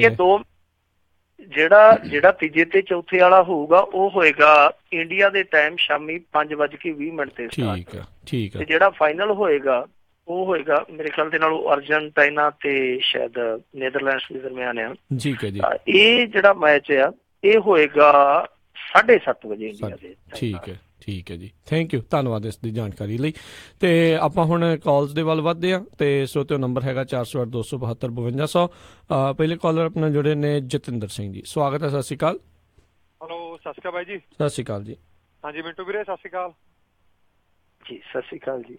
ਹਾਂਜੀ ਵੀਰੇ, ਮੈਂ ਵੀਰੇ ਲੁਧਿਆਣੇ ਤੋਂ ਆ ਤੇ ਮੇਰਾ ਸਵਾਲ ਸੀਗਾ ਕਿ ਜਿਹੜਾ ਲੁਧਿਆਣੇ ਸਿਟੀ ਸੈਂਟਰ ਦਾ ਘਟਾਲਾ ਹੋਇਆ ਸੀਗਾ ਉਹਦੇ ਵਿੱਚ ਪਿੱਛੇ ਜੇ ਮੈਂ ਸੁਣਿਆ ਸੀ ਕਿ ਆਪਣੇ ਕੈਪਟਨ ਸਾਹਿਬ ਨੂੰ ਕੀ ਕਲੀਨ ਚਿੱਟ ਮਿਲ ਗਈ ਸੀ, ਤੇ ਉਹਦਾ ਵੀਰ ਜੀ ਕੀ ਹੈਗਾ ਆ ਕੇਸ ਤਾਂ ਕੀ ਬਣ ਰਿਹਾ ਆ? ਜੇ ਇਨਫੋਰਮੇਸ਼ਨ ਹੋਵੇ ਤਾਂ ਦੱਸਿਓ ਜੀ। ਕੱਟਿਓ ਨਾ ਵੀਰ ਜੀ ਫੋਨ ਪਲੀਜ਼। ਨਹੀਂ ਹਾਲੇ ਉਹ ਕਲੀਨ ਚਿੱਟ ਜਿਹੜੀ ਆ ਨਾ ਉਹ ਮਨਜ਼ੂਰ ਨਹੀਂ ਹੋਈ। ਇਹਦਾ ਇੱਕ ਪ੍ਰੋਸੈਸ ਹੁੰਦਾ ਕਲੀਨ ਚਿੱਟ ਦਾ ਵੀ, ਮਤਲਬ ਕਿ ਜਿਹੜੀ ਸੰਬੰਧਤ ਪੜਤਾਲੀ ਏਜੰਸੀ ਹੁੰਦੀ ਹੈ, ਮਸਲਨ ਮੈਂ ਉਦਾਹਰਨ ਦੇਣਾ ਵਿਜੀਲੈਂਸ ਆ। ਵਿਜੀਲੈਂਸ ਕੀ ਕਰਦੀ ਤੁਹਾਨੂੰ ਪਤਾ ਹੀ ਹੈ ਕਿ ਜਿੱਦਾਂ ਕੈਪਟਨ ਦਾ ਰਾਜ ਹੁੰਦਾ ਤੇ ਉਹ ਬਾਦਲਾਂ ਨੂੰ ਚੁੱਕ ਕੇ ਅੰਦਰ ਕਰ ਦਿੰਦੀ, ਇਹ ਕਹਿ ਕੇ ਕਿ ਇਹ ਤੇ ਭ੍ਰਿਸ਼ਟੇ ਆ ਜੀ। ਤੇ ਜਦੋਂ ਉਹੀ ਬਾਦਲ ਸੱਤਾ ਚ ਆਉਂਦੇ ਉਹੀ ਵਿਜੀਲੈਂਸ ਮੁੜ ਕੇ ਭਰ ਦਿੰਦੀ ਹੈ ਕਲੀਨ ਚਿੱਟ, ਕਹਿੰਦੀ ਹੈ ਕਿ ਨਹੀਂ ਜੀ ਇਹ ਤੇ ਬੇਦੋਸ਼ੀ ਆ। ਇਹ ਤੇ ਮਜ਼ਲੂਮ ਹੈ ਵਿਚਾਰੇ, ਇਹਨਾਂ ਨੂੰ ਛੱਡ ਦਿਓ। ਸੋ ਇਹ ਏਦਾਂ ਕੰਮ ਚੱਲਦਾ ਹੈ। ਤਾਂ ਉਹ ਇੱਕ ਪ੍ਰਕਿਰਿਆ ਹੈ ਕਲੀਨ ਚਿੱਟ ਦੀ ਵੀ, ਉਹ ਅਦਾਲਤ ਨੂੰ ਐਪਲੀਕੇਸ਼ਨ ਦੇਣੀ ਪੈਂਦੀ ਹੈ ਕਿ ਇਹਨਾਂ ਦੇ ਖਿਲਾਫ ਮੁਕੱਦਮਾ ਚਲਾਉਣ ਲਈ ਸਾਡੇ ਕੋਲ ਪ੍ਰਾਪਤ ਸਬੂਤ ਨਹੀਂ ਹੈ। ਫਿਰ ਕੋਰਟ ਦੇਖਦੀ ਆ ਕਿ ਕੀ ਇਹ ਜਿਹੜੀ ਅਰਜ਼ੀ ਆ ਸਾਨੂੰ ਮਨਜ਼ੂਰ ਕਰਨੀ ਚਾਹੀਦੀ ਹੈ, ਕੋਈ ਤਥਾਤਮਕ ਕਾਰਨ ਬਣਦੇ ਆ ਜਾਂ ਨਹੀਂ ਬਣਦੇ, ਫਿਰ ਉਸ ਤੋਂ ਬਾਅਦ ਮਨਜ਼ੂਰ ਹੁੰਦੀ ਆ। ਉਹ ਕਲੀਨ ਚਿੱਟ ਦੇਣ ਦੀ ਕੁਵਤ ਸ਼ੁਰੂ ਹੋਈ ਸੀਗੀ, ਹਾਲੇ ਤੱਕ ਉਹ ਮਾਮਲਾ ਜਿਹੜਾ ਉਹ ਕਿਸੇ ਤਣ ਪੱਤਰ ਨਹੀਂ ਲੱਗਿਆ, ਕਿਉਂਕਿ ਅੱਗੇ ਜਾ ਕੇ ਇਹਨਾਂ ਨੇ ਬੈਂਸ ਬ੍ਰਦਰਸ ਨੇ ਉਸ ਚੀਜ਼ ਨੂੰ ਚੈਲੰਜ ਵੀ ਕੀਤਾ ਕਿ ਅਸੀਂ ਪਾਰਟੀ ਬਣਾਂਗੇ ਉਸ ਮਾਮਲੇ 'ਚ, ਕਿਉਂਕਿ ਉਹ ਕਹਿੰਦੇ ਆ ਕਿ ਜੇ ਕਲੀਨ ਚਿੱਟ ਮਿਲਦੀ ਹੈ ਤਾਂ ਜਿਹੜਾ ਸੁਪਰੀਮ ਕੋਰਟ 'ਚ ਪਾਇਆ ਹੋਇਆ ਕੰਪਨੀ ਨੇ ਕੇਸ, ਉਹਦਾ ਬਹੁਤ ਵੱਡਾ ਹਰਜਾਨਾ ਜਿਹੜਾ ਪੰਜਾਬ ਸਿਰ ਪੈ ਜਾਊਗਾ, ਤਾਂ ਪੰਜਾਬ ਇਹਦਾ ਖਮਿਆਜ਼ਾ ਕਿਉਂ ਭੁਗਤੇ। ਜੀ ਜੀ ਜੀ। ਤੇ ਅਗਲੀ ਜਿਹੜੀ ਆਪਣੇ ਕਾਲਰ ਆਪਣੇ ਨਾਲ ਜੁੜੇ ਨੇ ਪ੍ਰਗਟ ਸਿੰਘ ਜੀ, ਸਵਾਗਤ ਹੈ। ਸਤਿ ਸ਼੍ਰੀ ਅਕਾਲ ਜੀ। ਸਤਿ ਸ਼੍ਰੀ ਅਕਾਲ ਜੀ, ਤੁਹਾਨੂੰ ਤੇ ਸਾਰੇ ਪੰਜਾਬੀ ਰੇਡੀਓ USA ਵੇਖਣ ਵਾਲਿਆਂ ਨੂੰ ਜੀ। ਹਾਂਜੀ ਸਤਿ ਸ਼੍ਰੀ ਅਕਾਲ ਜੀ। ਮਿੰਟੂ ਜੀ ਨੂੰ ਪਹਿਲਾਂ ਤੇ ਵਧਾਈ ਦਿੰਦੇ, ਜਿਹੜਾ ਆਪਣੇ ਘਰ ਦਾ ਆਲਣਾ ਸਜਾਵਟ ਕਰ ਰਹੇ ਬਣਾਉਣ ਡਿਆ ਜੀ। ਜੀ ਜੀ ਬਲ ਸਾਹਿਬ ਧੰਨਵਾਦ। ਜਿਵੇਂ ਭਰੀ ਜ਼ਿੰਦਗੀ ਚੋਂ ਫਿਰ ਟਾਈਮ ਕੱਢਦੇ ਸਾਡੇ ਲਈ ਦੇਸ਼ਾਂ ਵਿਦੇਸ਼ਾਂ ਪੰਜਾਬੀ ਬੋਲੀ, ਜਦੋਂ ਇਹਨਾਂ ਦੀ ਮਿੱਠੀ ਮਿੱਠੀ ਪਿਆਰੀ ਪਿਆਰੀ ਡਾਇਲੌਗ ਸੁਣੀਦੇ ਆ ਨਾ ਦੇਸੀ, ਤੇ ਪੱਲੀ ਵਿਛਾ ਕੇ ਬਹਿ ਕੇ ਬੜਾ ਮਜ਼ਾ ਆਉਂਦਾ ਜੀ। ਜੀ ਸਵਾਲ ਪੁੱਛੋ ਜੀ। ਦੂਜੀ ਗੱਲ, ਕੱਲ ਨਾ ਕਵਰ ਸੰਧੂ ਲਿਆਏ ਪ੍ਰੋਗਰਾਮ ਗਲੋਬਲ ਟੀਵੀ ਤੇ ਲਾਈਵ, ਤੁਸੀਂ ਦੂਜੇ ਟੀਵੀਆਂ ਦੀ ਛੱਡ ਕੇ ਆਪਣਾ ਜਿਹੜਾ ਸਵਾਲ ਜੀ ਅੱਧਾ ਮਿੰਟ ਦੇਖਦੇ, ਠੀਕ ਹੈ ਨਾ, ਮੈਂ ਬੰਦ ਕਰ ਦਿੰਦਾ ਜੀ। ਜੀ ਪੁੱਛੋ ਸਵਾਲ ਜੀ। ਉਸ ਸਵਾਲ ਹੀ ਵੀ ਅਕਾਲੀ ਦਲ ਨੂੰ ਸੁਖਬੀਰ ਬਾਦਲ ਕਿਸ ਮੁਕਾਮ ਤੇ ਲੈ ਕੇ ਜਾਣਗੇ ਕਿ ਨਹੀਂ, ਤੇ ਮੇਰਾ ਸਵਾਲ ਇਹ ਕਵਰ ਸੰਧੂ ਨੂੰ ਵੀ ਤੇ ਮਿੰਟੂ ਜੀ ਨੂੰ ਵੀ ਵੀ ਕੀ ਆਪ ਪਾਰਟੀ ਜਦੋਂ ਦੀ ਇਲੈਕਸ਼ਨ ਹੋਈ ਆ, ਇਹਨਾਂ 2-3 ਮਹੀਨੇ ਤੇ ਵੋਟਾਂ ਮਸ਼ੀਨਾਂ 'ਚ ਲੰਘਾਤੇ, ਮੁੜ ਕੇ ਅਹੁਦਿਆਂ ਖੋਣ 'ਚ ਲੰਘਾਤੇ, 2 ਧਰਨੇ ਲਾਏ ਸੀਗੇ ਪਟਿਆਲੇ ਬਿਜਲੀ ਵਾਲਿਆਂ ਲਈ ਤੇ ਜਲੰਧਰ। ਸੁਖਪਾਲ ਖਹਿਰਾ ਨੇ ਕੋਈ ਰੌਣਕ ਨਹੀਂ ਕਰਾ ਕੇ, ਗੁਰਦਾਸਪੁਰ ਦੀ ਇਲੈਕਸ਼ਨ 'ਚ ਨਹੀਂ ਕਰਾ ਕੇ, ਹੁਣ ਮਿਊਨਿਸਪਲ ਕਮੇਟੀ ਦੀ ਚੋਣਾਂ 'ਚ ਕੀ ਕਾਰਗੁਜ਼ਾਰੀ ਕਰਨਗੇ? ਕੀ ਇਹ ਖਿਲਰੀ ਪੁਲਰੀ ਰਹੂਗੇ ਜਾਂ ਆਪਣੀ ਸੈਕੰਡ ਪੋਜੀਸ਼ਨ ਕਾਇਮ ਰੱਖਣਗੇ ਕਿ ਜਾਂ ਥੱਲੇ ਚੱਲ ਜਾਣਗੇ? ਧੰਨਵਾਦ ਜੀ। ਜੀ ਜੀ ਨਹੀਂ ਬਲ ਸਾਹਿਬ, ਮੁਸ਼ਕਿਲ ਹੈ ਕਿ ਇਹਨਾਂ ਲਈ ਮੁਸ਼ਕਿਲ ਹੈ, ਇਹਨਾਂ ਕੋਲ ਤੇ ਕੈਂਡੀਡੇਟ ਨਹੀਂ ਪੂਰੇ ਲੱਭਣ ਡਏ, ਉਹ ਵੀ ਅੰਦਰ ਖਾਤੇ ਬਹੁਤ ਮੁਸ਼ਕਿਲ ਇਹਨਾਂ ਨੇ ਲੱਭੇ ਆ। ਔਰ ਮੇਰੇ ਖਿਆਲ ਦੇ ਨਾਲ ਗੁਰਦਾਸਪੁਰ ਜਿਮਨੀ ਚੋਣ ਇਹਨਾਂ ਨੂੰ ਲੜਨੀ ਨਹੀਂ ਸੀ ਚਾਹੀਦੀ। ਜੇ ਆਪਾਂ ਪੋਲੀਟੀਕਲੀ ਤਕਨੀਕੀ ਪੱਖੋਂ ਦੇਖੀਏ ਨਾ, ਤਾਂ ਜੋ ਬਣਦਾ ਰਣਨੀਤਿਕ ਇੱਕ ਹੁੰਦੀ ਹੈ ਬੰਦੇ ਦੀ ਸੋਚ, ਜਿਹੜੀ ਪੋਲੀਟੀਕਲੀ ਸੋਚ ਆਪਾਂ ਕਹਿ ਦਿੰਦੇ ਹਾਂ, ਰਾਜਨੀਤਿਕ ਸੋਚ, ਜਿਹੜੀ ਰਣਨੀਤਿਕ ਸੋਚ ਹੁੰਦੀ ਹੈ ਰਾਜਨੀਤੀ ਦੇ ਵਿੱਚ, ਜੇ ਉਹਦੇ ਪੈਮਾਨੇ ਤੇ ਆਪਾਂ ਪਰਖੀਏ ਤਾਂ ਜਿਹੜੀ ਉਹ ਜਿਮਨੀ ਚੋਣ ਸੀਗੀ ਉਹਨਾਂ ਨੂੰ ਲੜਨੀ ਨਹੀਂ ਸੀ ਚਾਹੀਦੀ। ਉਹਦਾ ਬਹੁਤ ਭੈੜਾ ਪ੍ਰਭਾਵ ਇਹਨਾਂ ਤੇ ਪਿਆ। ਦੂਜੀ ਚੀਜ਼ ਜਿਹੜੀ ਆ, ਤੁਹਾਨੂੰ ਪਤਾ ਹੀ ਆ, ਤੁਸੀਂ ਪੰਜਾਬ ਚੋਂ ਗਏ ਆ ਤੇ ਬੜੀ ਗਹੀਨਤਾ ਦੇ ਨਾਲ ਇੱਥੋਂ ਦੀ ਰਾਜਨੀਤੀ ਨੂੰ ਵੇਖਦੇ ਜੇ। ਇੱਥੋਂ ਦੀ ਰਾਜਨੀਤੀ ਦਾ ਵੀ ਦਸਤੂਰ ਆ ਕਿ ਇੱਥੇ ਚੋਣ ਜਿਹੜੀ ਆ ਉਹ ਕਿਸ ਤਰੀਕੇ ਨਾਲ ਜਿੱਤੀ ਜਾਂਦੀ ਹੈ, ਸਭ ਤੁਹਾਨੂੰ ਪਤਾ ਹੀ ਹੈ। ਦੂਜੀ ਚੀਜ਼ ਇਹ ਆ ਕਿ ਇੱਥੋਂ ਦੇ ਵੋਟਰ ਦੀ ਵੀ ਮਾਨਸਿਕਤਾ ਇਹੀ ਹੋਈ ਹੁੰਦੀ ਆ ਕਿ ਇੰਨੇ ਸਾਲ ਹਾਲੇ ਸਰਕਾਰ ਇਹਨਾਂ ਦੀ ਆ, ਚਲੋ ਕੋਈ ਕਿਤੇ ਮਾੜਾ ਮੋਟਾ ਗਲੀ 'ਚ ਟਰੋੜਾ ਲੱਗ ਜੂਗਾ, ਇਹਨਾਂ ਕੋਲ ਫਾਇਦਾ ਹੋ ਜੂਗਾ, ਵੋਟ ਇਹਨਾਂ ਨੂੰ ਪਾ ਦਈਏ। ਸੋ ਇਹਦਾ ਸਾਫ਼ ਜਿਹੜਾ ਇੰਪੈਕਟ ਆ ਉਹ ਅੱਗੇ ਜਾ ਕੇ ਨਤੀਜੇ ਤੇ ਪੈਂਦਾ, ਆਪਾਂ ਨੂੰ ਪਤਾ। ਬਹਰਹਾਲ ਜਿਹੜਾ ਅਕਾਲੀ ਦਲ ਆ ਉਹ ਔਰ ਆਮ ਆਦਮੀ ਪਾਰਟੀ, ਉਹਨਾਂ ਦੋਵਾਂ ਚੋਂ ਕਿਹੜਾ ਬੈਸਟ ਸਾਬਤ ਹੋਊਗਾ, ਇਹ ਦੇਖਣਾ ਦਿਲਚਸਪ ਹੋਏਗਾ। ਹੁਣ ਇਹ ਤੇ ਆਪਾਂ ਨੂੰ ਪਤਾ ਹੀ ਆ ਕਿ ਜਿੱਦਾਂ ਦੀ ਵੋਟਰ ਦੀ ਮਾਨਸਿਕਤਾ ਆਪਣੇ ਪੰਜਾਬੀਆਂ ਦੀ ਰਹਿੰਦੀ ਆ ਕਿ ਉਹ ਕਿਸ ਤਰ੍ਹਾਂ ਦਾ ਮੈਂਡੇਟ ਦੇ ਸਕਦੇ ਆ, ਇਹ ਆਪਾਂ ਨੂੰ ਲਗਭਗ ਸਾਫ਼ ਹੀ ਆ, ਕੋਈ ਆਪਣੇ ਮੂੰਹ ਕਹੇ ਜਾਂ ਨਾ ਕਹੇ। ਪਰ ਦੂਜੀ ਚੀਜ਼ ਦੇਖਣ ਵਾਲੀ ਇਹ ਹੋਏਗੀ, ਜਿਹੜੇ ਤੁਸੀਂ ਸਵਾਲ ਕੀਤਾ ਕਿ ਕੀ ਆਮ ਆਦਮੀ ਪਾਰਟੀ ਆਪਣਾ ਜਿਹੜਾ ਦੂਜਾ ਸਥਾਨ ਆ ਉਹ ਦੁਬਾਰਾ ਹਾਸਲ ਕਰ ਸਕਦੀ ਇਹਨਾਂ ਚੋਣਾਂ 'ਚ, ਤਾਂ ਇਹ ਦੇਖਣਾ ਦਿਲਚਸਪ ਹੋਏਗਾ। ਇੰਤਜ਼ਾਰ ਕਰ ਲੈਂਦੇ ਆ, ਪਰ ਇਹ ਬਹੁਤ ਵੱਡਾ ਚੈਲੰਜ ਹੈ ਆਮ ਆਦਮੀ ਪਾਰਟੀ ਲਈ। ਮੇਰੇ ਖਿਆਲ ਦੇ ਨਾਲ ਇਹ ਅਚੀਵ ਨਹੀਂ ਹੋਣਾ। ਜੀ ਬਿਲਕੁਲ ਜੀ, ਜਿਸ ਤਰੀਕੇ ਦੇ ਨਾਲ ਉਹ ਜ਼ਮੀਨੀ ਪੱਧਰ ਤੇ ਹੈ ਨਹੀਂ ਆ, ਲੱਗਦਾ ਤੇ ਮੁਸ਼ਕਿਲ ਹੀ ਆ ਵੀ ਉਹ ਕਿਸੇ ਪਾਸੇ ਜਿਹੜੇ ਤਣ ਪੱਤਣ ਲੱਗਣਗੇ। ਬਾਕੀ ਜਿਹੜੀ ਬਾਕੀ ਵੀ ਆਪਣੇ ਸਰੋਤਿਆਂ ਨੂੰ ਮੈਂ ਬੇਨਤੀ ਕਰਦਾ ਹਾਂ, ਤੁਸੀਂ ਕਿਹੜੀ ਜਗ੍ਹਾ ਦੇ ਉੱਤੇ ਹੋਰ ਦੂਜੀ ਜਗ੍ਹਾ ਦੇ ਉੱਤੇ ਕੀ ਸਵਾਲ ਪੁੱਛਦੇ ਹੋ ਉਸ ਦੇ ਬਾਰੇ ਸਾਨੂੰ ਨਹੀਂ ਪਤਾ ਹੁੰਦਾ, ਤੁਸੀਂ ਉਹਨਾਂ ਨੂੰ ਕੀ ਉਹਨਾਂ ਦਾ ਜਵਾਬ ਆਇਆ ਉਸ ਦੇ ਬਾਰੇ ਨਹੀਂ ਪਤਾ ਹੁੰਦਾ, ਤੁਸੀਂ ਡਾਇਰੈਕਟ ਮਿੰਟੂ ਜੀ ਨੂੰ ਜਿਹੜਾ ਸਿੱਧਾ ਸਵਾਲ ਜਿਹੜਾ ਉਹ ਪੁੱਛਿਆ ਕਰੋ। ਅਗਲੇ ਕਾਲਰ ਯਾਦਵਿੰਦਰ ਜੀ, ਸਵਾਗਤ ਹੈ। ਸਤਿ ਸ਼੍ਰੀ ਅਕਾਲ ਜੀ। ਸਤਿ ਸ਼੍ਰੀ ਅਕਾਲ ਰਾਜਵੀਰ ਤੇ ਮਿੰਟੂ ਜੀ। ਸਤਿ ਸ਼੍ਰੀ ਅਕਾਲ ਜੀ। ਮੇਰਾ ਇੱਕ ਛੋਟਾ ਜਿਹਾ ਸਵਾਲ ਆ ਮਿੰਟੂ ਜੀ ਨੂੰ। ਮਿੰਟੂ ਜੀ, ਜਿਹੜੀ ਉਹ ਅਣਪਛਾਤੀ ਪੁਲਿਸ ਸੀ, ਕਿਤੇ ਅੱਜ ਕੱਲ ਉਹਨਾਂ ਦੇ ਨਾਲ ਹੀ ਧਰਨਿਆਂ ਤੇ ਤਾਂ ਨਹੀਂ ਬੈਠ ਗਈ? ਜੀ ਨਹੀਂ ਦੇਖੋ, ਅਣਪਛਾਤੀ ਪੁਲਿਸ ਜਿਹੜੀ ਹੈ ਉਹ ਛੁੱਟੀ ਤੇ ਚਲੇ ਜਾਂਦੀ ਹੈ ਤੇ ਉਹ ਉਦੋਂ ਹੀ ਨਿਕਲਦੀ ਹੈ ਬਾਹਰ ਜਦੋਂ ਉਹਦੀ ਜ਼ਰੂਰਤ ਹੁੰਦੀ ਹੈ। ਅਣਪਛਾਤੀ ਪੁਲਿਸ ਬੜੀ ਚਰਚਾ ਦੇ ਵਿੱਚ ਹੈ। ਔਰ ਦੇਖੋ, ਇਹ ਉਹੀ ਪੁਲ ਆ ਨਾ ਜਿਹਦੇ ਤੋਂ ਸੰਗਤ ਨੂੰ ਚੁੱਕਿਆ ਗਿਆ ਸੀਗਾ, ਹਟਾਇਆ ਗਿਆ ਸੀਗਾ ਹਰੀਕੇ ਹੈਡ। ਤਾਂ ਇੱਥੇ ਖੁਦ ਅਫਸਰ ਚੱਲ ਕੇ ਆ ਕੇ ਉਸ ਧਰਨੇ ਨੂੰ ਖਤਮ ਕਰਵਾਉਂਦੇ ਆ। ਇਹਨਾਂ ਚੀਜ਼ਾਂ ਦਾ ਫਰਕ ਤੇ ਹੈ। ਉਹ ਜਿਹੜੀ ਪੁਲਿਸ ਆ, ਪੁਲਿਸ ਤੁਸੀਂ ਉਹ ਦੇਖੀ ਆ ਨਾ ਵੀਡੀਓ ਜਿਹਦੇ ਚ ਝੜਪ ਹੁੰਦੀ ਪਈ ਆ ਮੱਲਾਂ ਵਾਲੇ, ਤੇ ਉੱਥੇ ਜਿਹੜਾ ਸਭ ਤੋਂ ਵੱਡਾ ਪੁਲਿਸ ਅਧਿਕਾਰੀ ਹੈ ਜਿਹੜਾ ਲੀਡ ਕਰਦਾ ਪਿਆ ਪੁਲਿਸ ਦੀ ਟੋਲੀ ਨੂੰ, ਪੁਲਿਸ ਦੇ ਜਥੇ ਨੂੰ, ਤੇ ਉਹ ਤੇ ਮਿੰਨਤਾਂ ਕਰਦਾ ਪਿਆ ਜਿੱਦਾਂ ਆਪਾਂ ਸਧਾਰਨ ਗਲੀ ਚ ਛਡਾਵੇ ਬਣ ਕੇ ਨਹੀਂ ਜਾਂਦੇ। ਉਹ ਛੱਡਦੇ ਯਾਰ ਕੀ ਕਰਦਾ ਯਾਰ, ਮਰ ਜੂਗਾ ਕਿਉਂ ਯਾਰ, ਗਰੀਬ ਬੰਦਾ ਯਾਰ, ਕੀ ਲਾਓਗੇ, ਦੋਵੇਂ ਘਰ ਉਜੜ ਜਾਓਗੇ। ਉਹ ਇਸ ਤਰ੍ਹਾਂ ਮਿੰਨਤਾਂ ਕਰਦੇ ਪਏ ਆ। ਤੇ ਜਦ ਕਿ ਜਦੋਂ ਸਾਡੀਆਂ ਬੇਰੁਜ਼ਗਾਰ ਕੁੜੀਆਂ ਇੱਥੇ ਬੈਠੀਆਂ ਹੁੰਦੀਆਂ ਸੀ ਸੜਕਾਂ ਤੇ, ਉਹਨਾਂ ਤੋਂ ਉਹ ਇਹੋ ਜਿਹਾ ਨਹੀਂ ਸੀ ਸਰਦਾ ਹੁੰਦਾ ਕਿ ਇਹਨਾਂ ਨੂੰ ਕੋਈ ਵਾਰ ਨਹੀਂ ਕਰ ਦਈਏ, ਫੜ ਕੇ ਗੁੱਤੋਂ ਧੂਣ ਲੱਗ ਪੈਂਦੇ ਹੁੰਦੇ ਸੀ। ਸੋ ਇਹ ਪੁਲਿਸ ਦਾ ਰਾਜਸੀਕਰਨ ਜਿਹੜਾ ਹੋਇਆ, ਉਹਦਾ ਸਾਨੂੰ ਸਾਫ਼ ਤੌਰ ਤੇ ਇੱਕ ਦ੍ਰਿਸ਼ਟਾਂਤ ਦੀਦਾ ਪਿਆ ਕਿ ਕਿਸ ਤਰੀਕੇ ਨਾਲ ਪੁਲਿਸ ਕੰਮ ਕਰਦੀ ਹੈ। ਹੁਣ ਜਿਹੜਾ ਸੁਖਬੀਰ ਸਿੰਘ ਬਾਦਲ ਨੇ ਉੱਥੇ ਬਿਰਤਾਂਤ ਦੱਸਿਆ ਕਿ ਜੀ ਮੈਂ ਹੀਥਰੋ ਹਵਾਈ ਅੱਡੇ ਤੇ ਉਤਰਿਆ ਤੇ ਜਿਹੜਾ DIG ਸ਼ੀਨਾ ਉਹ ਮੇਰੇ ਆ ਕੇ ਪੈਰਾਂ 'ਚ ਡਿੱਗ ਪਿਆ ਤੇ ਆਂਦਾ ਇਹਦਾ ਪੱਗ ਪੁੱਗ ਹੈ ਨਹੀਂ ਸੀ, ਕੋਨਾ ਮੋਨਾ ਜਿਹਾ, ਮੈਂ ਤੇ ਡਰ ਗਿਆ ਇਹ ਕੌਣ ਆ। ਫਿਰ ਮੈਨੂੰ ਪਤਾ ਲੱਗਿਆ, ਕਹਿੰਦਾ ਜੀ ਮੈਂ ਤੇ ਫਲਾਣਾ DIG ਹਾਂ। ਹੁਣ ਦੇਖੋ, ਇਹ ਗੱਲ ਕਹਿਣੀ ਇੱਕ ਓਪੋਜੀਸ਼ਨ 'ਚ ਬੈਠੇ ਲੀਡਰ ਨੇ ਇਹ ਗੱਲ ਕਹਿਣੀ ਇੱਕ ਮੌਕੇ ਦੇ DIG ਬਾਰੇ, ਕਿ ਉਹ ਬੰਦੇ ਨੇ ਆ ਕੇ ਮੇਰੇ ਪੈਰ ਫੜ ਲਏ ਹੀਥਰੋ ਹਵਾਈ ਅੱਡੇ ਤੇ ਉਹਦੀ ਆਹ ਹਾਲਤ ਸੀ, ਨਾ ਸਿਰ ਤੇ ਪੱਗ ਸੀ, ਨਾ ਦਾੜੀ ਮੁੱਛ ਸੈੱਟ ਸੀਗੀ, ਮਿਹਨਤਾਂ ਹੀ ਕਰੀ ਜਾਂਦਾ ਸੀ। ਤੇ ਇਹਦਾ ਮਤਲਬ ਆ ਕਿ ਲੀਡਰਾਂ ਨੇ ਇਸ ਪੁਲਿਸ ਦੇ ਗੱਲ 'ਚ ਇਹੋ ਜਿਹੀ ਪੰਜਾਲੀ ਪਾਈ ਆ ਕਿ ਮੌਲੇ ਬਲਦ ਵਾਂਗੂ ਬਸ ਤੁਰੇ ਜਾਂਦੇ ਆ। ਜੇ ਇਹਨਾਂ 'ਚ ਮਾੜਾ ਜਿਹਾ ਕੋਈ ਕਣਕੰਡਾ ਹੁੰਦਾ ਤੇ ਉਹ DIG ਆਖ ਨਹੀਂ ਸੀ ਸਕਦਾ ਕਿ ਬਾਦਲ ਸਾਹਿਬ ਮੈਂ ਕਦੋਂ ਗਿਆ ਤੁਹਾਡੇ ਕੋਲ। ਤੇ ਜੇ ਉਹ ਨਹੀਂ ਬੋਲਦਾ, ਨਹੀਂ ਚੁੱਪ ਆ, ਤਾਂ ਫਿਰ ਇਹਦਾ ਮਤਲਬ ਆ ਕਿ ਸਭ ਕੁਝ ਚੱਲਦਾ। ਜੀ ਜੀ ਜੀ ਅਗਲੀ ਜਿਹੜੇ ਕਾਲਰ ਆਪਣੇ ਨਾਲ ਜੁੜੇ ਨੇ ਲక్ష్మణ ਸਿੰਘ ਜੌਹਲ ਜੀ, ਸਵਾਗਤ ਹੈ। ਸਤਿ ਸ਼੍ਰੀ ਅਕਾਲ। ਸਤਿ ਸ੍ਰੀ ਅਕਾਲ ਜੀ ਰਾਜਕਾਂਤ ਜੀ, ਸਤਿ ਸ੍ਰੀ ਅਕਾਲ ਮੈਟੂ ਜੀ।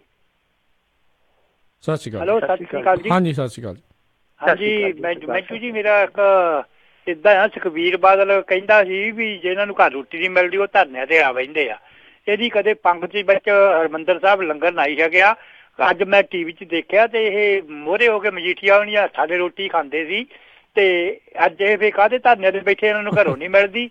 ਦੂਜਾ ਮੇਰਾ ਮਾੜਾ ਜਿਹਾ ਅਪਡੇਟ ਜਗਤਾਰ ਜੱਗੀ ਮੇਰੇ ਪਿੰਡੂ ਦੇ ਬਾਰੇ ਦੱਸਿਓ ਵੀ ਕੀ ਉਹਦੇ ਪੋਜੀਸ਼ਨ ਆ। ਜੀ ਧੰਨਵਾਦ। ਓਕੇ ਜੀ। ਨਹੀਂ ਦੇਖੋ, ਆਂਦੇ ਹੁੰਦੇ ਆ ਨਾ ਕਿ ਗਵਾਂਢੀ ਦਾ ਰੂਪ ਨਹੀਂ ਆਉਂਦਾ, ਗਵਾਂਢੀ ਨੂੰ ਵੇਖ ਕੇ ਅਕਲ ਤੇ ਆ ਜਾਂਦੀ ਹੈ। ਇਹਨਾਂ ਨੇ ਅਰਵਿੰਦ ਕੇਜਰੀਵਾਲ ਤੋਂ ਇਹਨਾਂ ਤੇ ਸਿੱਖਿਆ। ਉਹਦਾ ਤੇ ਇਹਨੂੰ ਕਹਿ ਦਿੰਦੇ ਆ ਟੋਪੀ ਵਾਲਾ। ਔਰ ਲੰਬੀ ਰੈਲੀ ਦੇ ਵਿੱਚ ਤੇ ਸੁਖਬੀਰ ਸਿੰਘ ਬਾਦਲ ਨੇ ਇੱਥੋਂ ਤੱਕ ਕਹਿ ਦਿੱਤਾ ਸੀ ਕਿ ਟੋਪੀ ਵਾਲੇ ਜਿਹੜੇ, ਇਹ ਕਹਿੰਦਾ ਕਿ ਜਨਾਨੀਆਂ ਤੋਂ ਲੱਥੀ ਲਵਾਈ ਕਰਕੇ ਆ ਜਾਂਦੇ ਆ, ਇਹਨਾਂ ਨੂੰ ਘਰੇ ਕੋਈ ਪੁੱਛਦਾ ਨੀ ਗਾ, ਇਹ ਬਾਹਰ ਆ ਕੇ ਸਮਾਜ ਸੁਧਾਰ ਦੀਆਂ ਗੱਲਾਂ ਕਰਦੇ ਆ। ਇਹੋ ਜਿਹੀ ਸ਼ਬਦਾਵਲੀ ਬੋਲੀ ਸੀ। ਤਾਂ ਉਹਨਾਂ ਦੀਆਂ ਹੁਣ ਰੀਸਾਂ ਹੁੰਦੀਆਂ ਪਈਆਂ। ਜਦੋਂ ਅਰਵਿੰਦ ਕੇਜਰੀਵਾਲ ਸੜਕ ਤੇ ਸੁੱਤਾ ਸੀਗਾ, ਉਦੋਂ ਇਹਦਾ ਮਖੌਲ ਉਡਾਇਆ ਸੀ ਇਹਨਾਂ ਨੇ, ਸੁਖਬੀਰ ਸਿੰਘ ਬਾਦਲ ਉਹਨਾਂ ਨੇ ਰੱਜ ਕੇ ਖਿੱਲੀ ਉਡਾਈ ਸੀ ਕਿ ਡਰਾਮੇਬਾਜ਼ ਹੈ, ਇਹ ਆ। ਹੁਣ ਉਸੇ ਤਰ੍ਹਾਂ ਕੰਬਲ 'ਚ ਬਹਿ ਕੇ ਅਚਾਰ ਨਾਲ ਰੋਟੀ ਖਾ ਕੇ ਫੋਟੋ ਸੈਸ਼ਨ ਕਰਵਾਇਆ ਜਾ ਰਿਹਾ। ਇਹ ਕਿਤੇ ਨਾ ਕਿਤੇ ਗੁਆਂਢੀ ਦੀ ਅਕਲ ਲੈਣ ਦੀ ਕੁਵਤ ਆ। ਇਹਦੇ ਤੋਂ ਇਨਕਾਰ ਨਹੀਂ ਕੀਤਾ ਜਾ ਸਕਦਾ ਕਿ ਆਮ ਆਦਮੀ ਪਾਰਟੀ ਦੀ ਰਾਜਨੀਤੀ ਹੈ ਜਿਹੜੀ, ਬੇਸ਼ੱਕ ਉਹਨਾਂ ਦੀ ਉਹ ਰਾਜਨੀਤੀ ਉਹਨਾਂ ਤੋਂ ਆਪ ਹੀ ਸੰਭਾਲੀ ਨਹੀਂ ਗਈ, ਪਰ ਉਸ ਰਾਜਨੀਤੀ ਨੇ ਕਈਆਂ ਦੇ ਵਲ ਵਲੇਵੇਂ ਆ ਜਿਹੜੇ ਉਹ ਕੱਢੇ ਜ਼ਰੂਰ ਆ। ਕਿਤੇ ਨਾ ਕਿਤੇ ਉਸ ਰਾਜਨੀਤੀ ਦਾ ਅਸਰ ਜ਼ਰੂਰ ਆ। ਸੋ ਦੂਜੀ ਚੀਜ਼ ਜਿਹੜੀ ਆ ਕਿ ਦੇਖੋ, ਇਸ ਤਰ੍ਹਾਂ ਦੇ ਬਿਆਨਾਤ ਹੁੰਦੇ ਆ ਜਿਹੜੇ ਉਹ ਸਮੇਂ ਤੇ ਲੀਡਰ ਦਿੰਦੇ ਆ, ਪਰ ਇਸ ਤਰ੍ਹਾਂ ਦੀ ਰਾਜਨੀਤੀ ਹੈ ਜਿਹੜੀ, ਮੈਂ ਸਮਝਦਾ ਵਿਰੋਧੀ ਧਿਰ ਦੇ ਵਿੱਚ ਇਸ ਤਰ੍ਹਾਂ ਦੀ ਰਾਜਨੀਤੀ ਹੋਣੀ ਲਾਜ਼ਮੀ ਚਾਹੀਦੀ ਆ। ਆਮ ਆਦਮੀ ਪਾਰਟੀ ਦੀ ਆਪਾਂ ਗੱਲ ਕਰਦੇ ਪਏ ਕਿ ਉਹ ਇਸ ਪੱਖੋਂ ਥੋੜੇ ਜਿਹੇ ਢਿੱਲੇ ਚੱਲਦੇ ਪਏ ਆ। ਜੇ ਅਕਾਲੀ ਵੀ ਇਸ ਤਰ੍ਹਾਂ ਸਰਕਾਰ ਨੂੰ ਦਬਾਅ ਹੇਠ ਨਹੀਂ ਲਿਆਉਣਗੇ, ਉਹ ਆਂਦੇ ਹੁੰਦੇ ਕਿ ਸਿਰ ਤੇ ਨਹੀਂ ਖੁੰਡਾ ਤੇ ਹਾਥੀ ਫਿਰੇ ਲੁੰਡਾ, ਤਾਂ ਜਿਹੜੇ ਫਿਰ ਸ਼ਕਤੀਸ਼ਾਲੀ ਲੋਕ ਹੈ ਜਿਨ੍ਹਾਂ ਦੇ ਕੋਲ ਸੱਤਾ, ਉਹ ਤੇ ਬਿਲਕੁਲ ਨਿਰੰਕੁਸ਼ ਹੋ ਜਾਣਗੇ। ਸੋ ਕੋਈ ਨਾ ਕੋਈ ਕੁੰਡਾ ਰੱਖਣ ਲਈ ਓਪੋਜੀਸ਼ਨ, ਚਾਹੇ ਅਕਾਲੀ ਹੋਣ ਚਾਹੇ ਆਮ ਆਦਮੀ ਪਾਰਟੀ, ਸਾਡੇ ਲਈ ਦੋਵੇਂ ਇੱਕੋ ਜਿਹੇ ਆ। ਇਹ ਉਹਨਾਂ ਨੂੰ ਜ਼ਮੀਨੀ ਪੱਧਰ ਤੇ ਇਸ ਤਰ੍ਹਾਂ ਦੀ ਲੜਾਈ ਤੇ ਲੜਨੀ ਪਏਗੀ, ਔਰ ਲੜਨੀ ਚਾਹੀਦੀ ਵੀ ਆ, ਚਾਹੇ ਕੋਈ ਵੀ ਹੋਵੇ ਓਪੋਜੀਸ਼ਨ ਦੇ ਵਿੱਚ।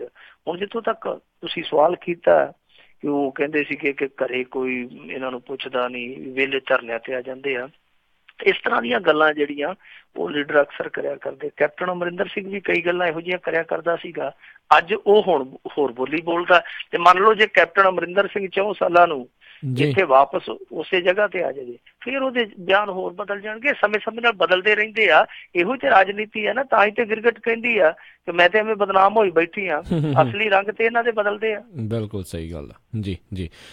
ਅਗਲੇ ਕਾਲਰ ਆਪਣੇ ਨਾਲ ਜੁੜੇ ਨੇ ਗੁਰਸ਼ਰਨ ਜੀ, ਸਵਾਗਤ ਹੈ। ਸਤਿ ਸ਼੍ਰੀ ਅਕਾਲ ਜੀ। ਹੈਲੋ। ਹਾਂਜੀ ਹੈਲੋ ਜੀ। ਸਤਿ ਸ਼੍ਰੀ ਅਕਾਲ ਜੀ ਦੋਨੇ ਵੀਰਾਂ ਨੂੰ ਤੇ ਪੰਜਾਬੀ ਰੇਡੀਓ ਸੁਣਨ ਵਾਲੇ ਸਾਰੇ ਦਰਸ਼ਕਾਂ ਨੂੰ। ਮਿੰਟੂ ਜੀ ਮੇਰਾ ਇੱਕ ਛੋਟਾ ਜਿਹਾ ਸਵਾਲ ਆ ਜੀ ਕਿ ਮੈਂ ਰੀਸੈਂਟਲੀ ਇੱਕ ਸੁਣ ਰਿਹਾ ਸੀ ਤੁਹਾਡੇ ਪੰਜਾਬੀ ਰੇਡੀਓ ਤੋਂ ਹੀ ਕਿ ਪੰਜਾਬ ਸਕੂਲ ਸਿੱਖਿਆ ਬੋਰਡ ਦੇ ਬੱਚਿਆਂ ਨੂੰ ਜਿਹੜੇ ਮਾਰਚ 'ਚ ਪੇਪਰ ਆ ਉਹਨਾਂ ਨੂੰ ਹਜੇ ਤਾਈਂ ਕਿਤਾਬਾਂ ਨਹੀਂ ਮਿਲੀਆਂ ਤੇ ਸਰਕਾਰ ਆਟਾ ਦਾਲ ਸਕੀਮ 'ਚ, ਮਿਡ ਡੇ ਮੀਲ 'ਚ, ਸ਼ਾਹੀ ਪਨੀਰ ਤੇ ਪੈਸੇ ਲਾਈ ਜਾਂਦੀ ਹੈ। ਜੇ ਉਹੀ ਪੈਸੇ ਐਜੂਕੇਸ਼ਨ ਤੇ ਲਾ ਦੇ ਤਾਂ ਜਾਂ ਖਿੱਤਾ ਮੁਖੀ ਇਹਨਾਂ ਨੂੰ ਕਰਦੇ, ਆਪਣੇ ਕੰਮ ਕਰਨ ਜੋਗੇ ਕਰਦੇ ਤੇ ਆਪਣੀ ਰੋਟੀ ਆਪ ਹੀ ਨਹੀਂ ਕਮਾ ਸਕਦੇ, ਸਰਕਾਰ ਤੋਂ ਮੰਗ ਕੇ ਕਿਉਂ ਖਾਣ? ਜੀ ਆਪ ਹੀ ਕਮਾਉਣ ਜੋਗੇ ਕਰਦੇ ਹੋ। ਇੰਨੇ ਪੈਸੇ ਲੌਂਗ ਟਰਮ 'ਚ ਉੱਥੇ ਪੈਸੇ ਹੀ ਨਾ ਲਾਉਣੇ ਪੈਣ, ਇੱਕ ਵਾਰੀ ਐਜੂਕੇਸ਼ਨ ਤੇ ਲਾ ਦੇ। ਧੰਨਵਾਦ, ਬਹੁਤ ਬਹੁਤ ਧੰਨਵਾਦ। ਮਿਹਰਬਾਨੀ। ਨਹੀਂ, ਤੁਹਾਡੀ ਭਾਵਨਾ ਬਹੁਤ ਸਹੀ ਆ, ਤੁਹਾਡਾ ਵਿਜ਼ਨ ਬਹੁਤ ਹੀ ਕਾਬਲੇ ਤਾਰੀਫ ਆ।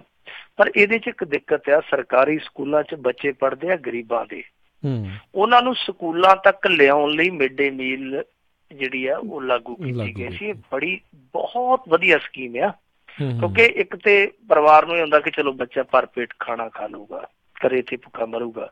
ਦੂਜਾ ਇਹ ਕਿ ਬੱਚਾ ਜਦੋਂ ਸੰਤੁਸ਼ਟ ਹੋ ਜਾਂਦਾ, ਤ੍ਰਿਪਤ ਹੋ ਜਾਂਦਾ, ਤਾਂ ਫਿਰ ਬੱਚਾ ਬਿਹਤਰ ਢੰਗ ਦੇ ਨਾਲ ਸਿੱਖ ਸਕਦਾ। ਜੇ ਢਿੱਡ ਦੇ ਵਿੱਚ ਉਹ ਕੁਰਲ ਹੁੰਦੀ ਪਈ ਹੋਵੇ ਭੁੱਖ ਦੇ ਨਾਲ ਤੇ ਬਾਹਰ ਤੁਹਾਨੂੰ ਉਸਤਾਦ ਜੀ ਪੜ੍ਹਾਉਂਦੇ ਹੋਣ, ਤੁਹਾਡੀ ਸੁਤਾ ਜਿਹੜੀ ਉਹ ਭੁੱਖ ਵੱਲ ਹੋਊਗੀ ਕਿ ਉਸਤਾਦ ਵੱਲ ਹੋਊਗੀ? ਜੀ ਜੀ। ਤਾਂ ਇਹ ਚੀਜ਼ਾਂ ਵਧੀਆ ਨੇ, ਮਿਡ ਡੇ ਮੀਲ ਸਕੀਮ ਮਾੜੀ ਨਹੀਂ ਹੈ। ਪਰ ਅਫਸੋਸ ਦੀ ਗੱਲ ਹੈ ਪੰਜਾਬ ਦੇ ਵਿੱਚ ਇਹ ਸਾਰੀਆਂ ਸਕੀਮਾਂ ਹੀ ਮੁੱਦੇ ਮੂੰਹ ਨੇ। ਤੁਸੀਂ ਕਿਹਾ ਮਿਡ ਡੇ ਮੀਲ, ਕੋਈ ਮਿਡ ਡੇ ਮੀਲ ਨਹੀਂ ਮਿਲਦੀ ਪਈ। ਕਿਤੇ ਮਾਸਟਰ ਵਿਚਾਰੇ ਆਪਦੀ ਜੇਬ 'ਚ ਚਲਾਈ ਜਾਂਦੇ ਆ, 2-2, 3-3 ਮਹੀਨੇ ਹੋ ਗਏ ਮਿਡ ਡੇ ਮੀਲ ਦਾ ਪੈਸਾ ਨਹੀਂ ਆਇਆ। ਤੁਸੀਂ ਮਿਡ ਡੇ ਮੀਲ ਨੂੰ ਕਹਿੰਦੇ ਜੇ, ਇੱਥੇ ਬਜ਼ੁਰਗ ਪੈਨਸ਼ਨਰ ਆ ਜਿਹੜੇ, ਉਹਨਾਂ ਦੀ ਪੈਨਸ਼ਨ ਨਹੀਂ ਆਉਂਦੀ ਪਈ। ਜਿਹੜੇ ਮੁਲਾਜ਼ਮ ਆ ਉਹਨਾਂ ਨੂੰ ਤਨਖਾਹ ਦੇ ਲਾਲੇ ਪੈ ਜਾਂਦੇ ਆ। ਜਿਹੜੀਆਂ ਹੋਰ ਸਕੀਮਾਂ ਜਿੱਦਾਂ ਸ਼ਗਨ ਸਕੀਮ ਆ ਜਾਂ ਹੋਰ ਕਲਿਆਣਕਾਰੀ ਯੋਜਨਾਵਾਂ ਜਿੱਦਾਂ ਮਗਨਰੇਗਾ, ਇਹਨਾਂ ਸਾਰੀਆਂ ਦਾ ਇੱਕ ਵਾਰੀ ਭੋਗ ਪੈ ਚੁੱਕਾ।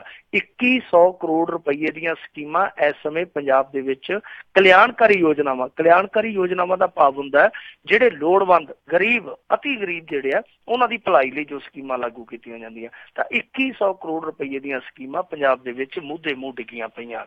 ਦੂਜੀ ਚੀਜ਼ ਜਿਹੜੀ ਆ ਉਹ ਬਿਲਕੁਲ ਤੁਹਾਡੀ ਇਨਫੋਰਮੇਸ਼ਨ ਸਹੀ ਆ, ਕਿਤਾਬਾਂ ਵੀ ਨਹੀਂ ਆਈਆਂ, ਵਰਦੀ ਵੀ ਨਹੀਂ ਆਈ।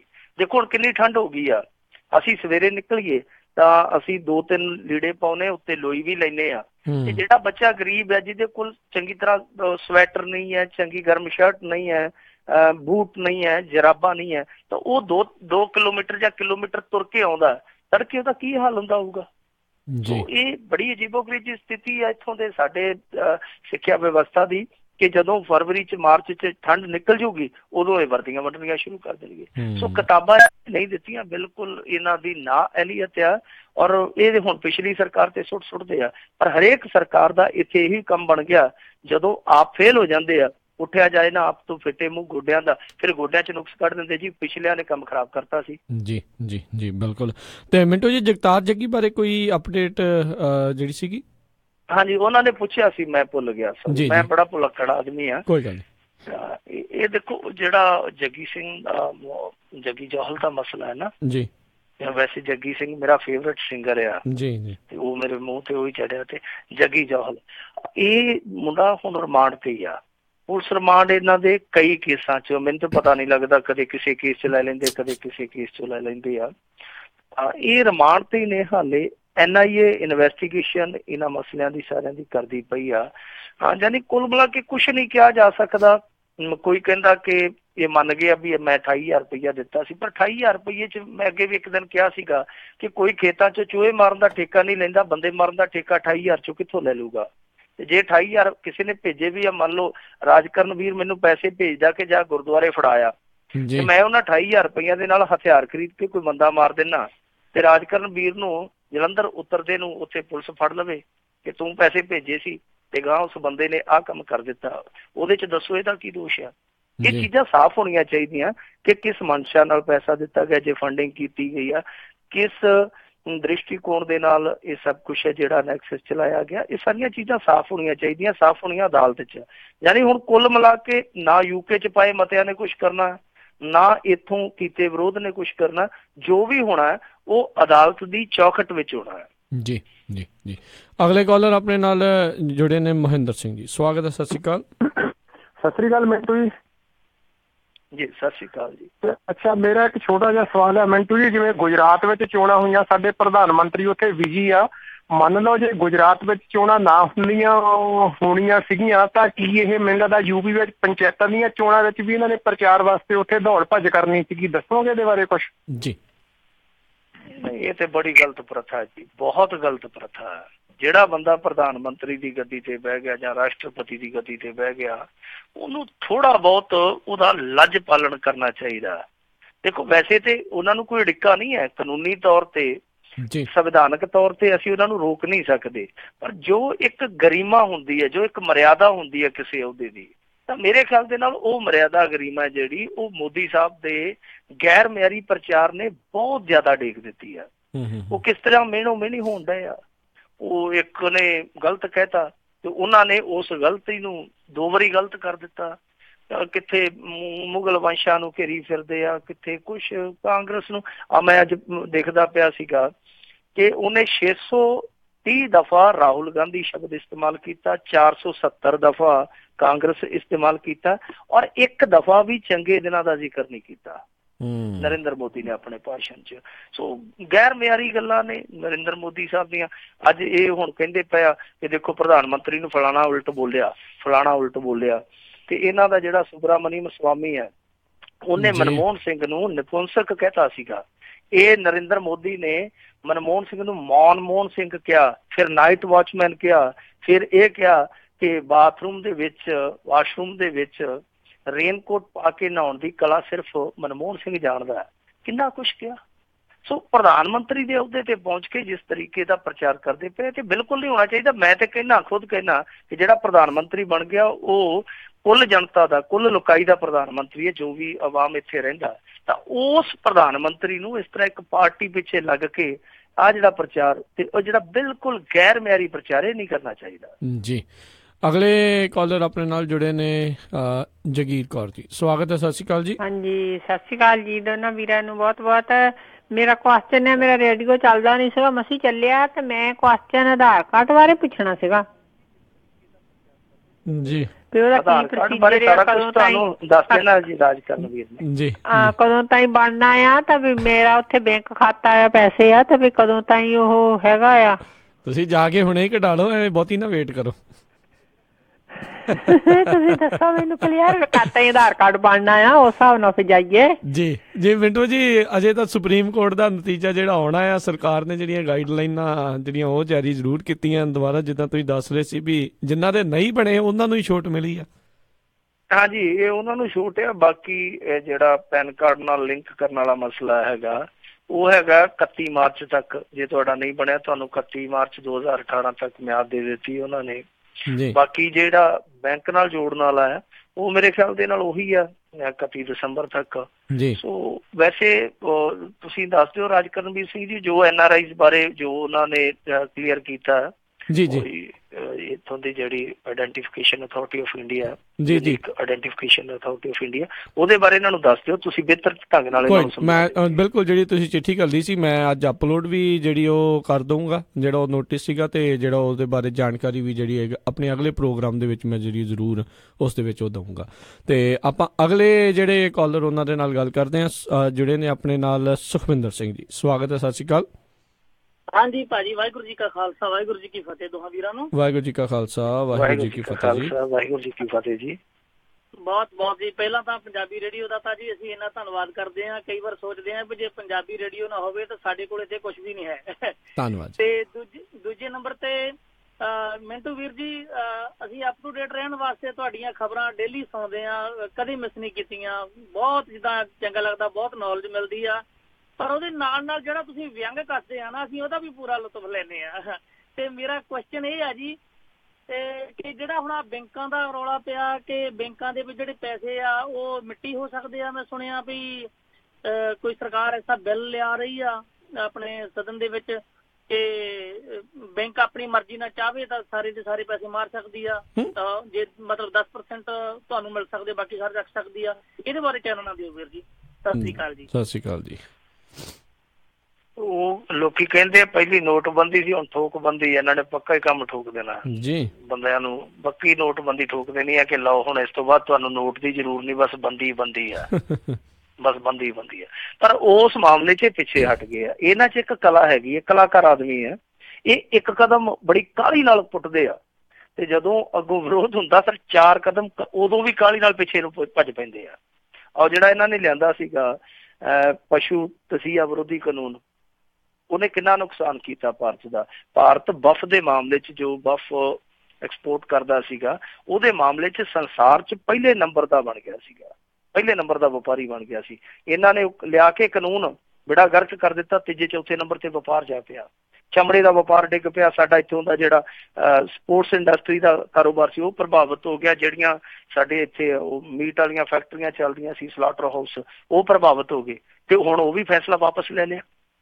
ਬੇੜਾ ਗਰਕ ਕਰਕੇ ਫੈਸਲਾ ਵਾਪਸ ਲੈ ਲੈਂਦੇ। ਆ ਜਿਹੜੀ ਤੁਸੀਂ ਗੱਲ ਕਹੀ ਆ, ਇਹ ਪਹਿਲਾਂ ਤੇ ਸੱਚ ਹੁੰਦੀ ਜਾਪਦੀ ਸੀ, ਪਰ ਅੱਜ ਅਰੁਣ ਜੇਤਲੀ ਨੇ ਸਾਫ਼ ਕਰ ਦਿੱਤਾ। ਉਹ ਕਹਿੰਦਾ ਕਿ ਇਹੋ ਜਿਹੀ ਕੋਈ ਗੱਲ ਨਹੀਂ ਹੈ।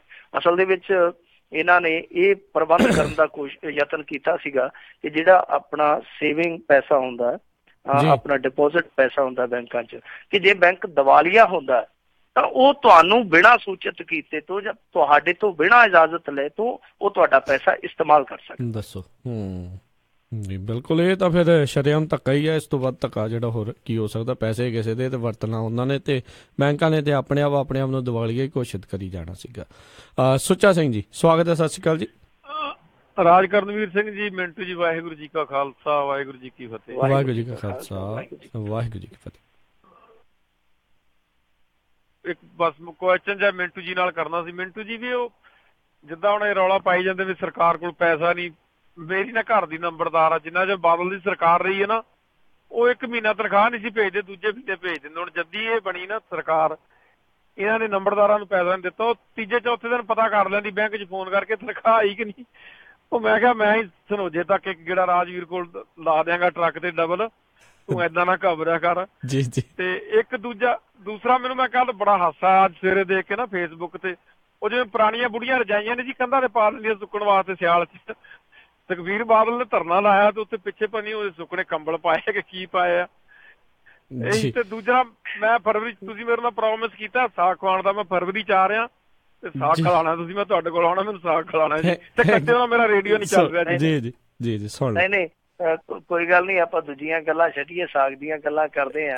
ਜਦੋਂ ਤੁਸੀਂ ਆਉਣਾ ਉਦੋਂ ਨੂੰ ਤੇ ਠੰਡ ਵੀ ਥੋੜੀ ਜਿਹੀ ਘਟ ਜਾਣੀ ਆ, ਮੌਸਮ ਜਿਹੜਾ ਠੰਡਾ ਮਿੱਠਾ ਜਿਹਾ ਹੋ ਜਾਣਾ ਤੇ ਸਾਗ ਖਾਣ ਦਾ ਨਜ਼ਾਰਾ ਆਊਗਾ। ਵੈਸੇ ਮੈਂ ਘੱਟ ਖਾਂਦਾ, ਤੇ ਜੇ ਤੁਸੀਂ ਆਓਗੇ ਤੇ ਆਪਾਂ ਕੌਲਾ ਭਰਾ ਲਵਾਂਗੇ, ਵਿੱਚ ਥੋੜਾ ਘਿਓ ਸੁੱਟ ਲਵਾਂਗੇ ਤੇ ਫਿਰ ਚਮਚਿਆਂ ਨਾਲ ਨਹੀਂ, ਫਿਰ ਲੱਪਾਂ ਨਾਲ ਖਾਵਾਂਗੇ। ਜਿਵੇਂ ਆਪਾਂ ਕਹਿੰਦੇ ਆ ਕਿ ਰੋਟੀਆਂ ਗਿਣ ਕੇ ਖਾਂਦੇ ਆ ਕੋਈ, ਤੇ ਕੋਈ ਚਿਣ ਕੇ ਖਾਂਦਾ, ਫਿਰ ਤੁਸੀਂ ਚਿਣ ਕੇ ਖਾ ਲਿਓ। ਮੈਂ ਥੋੜਾ ਜਿਹਾ ਹੈਲਦੀ ਆ, ਮੈਂ ਗਿਣ ਕੇ ਖਾ ਲੂੰਗਾ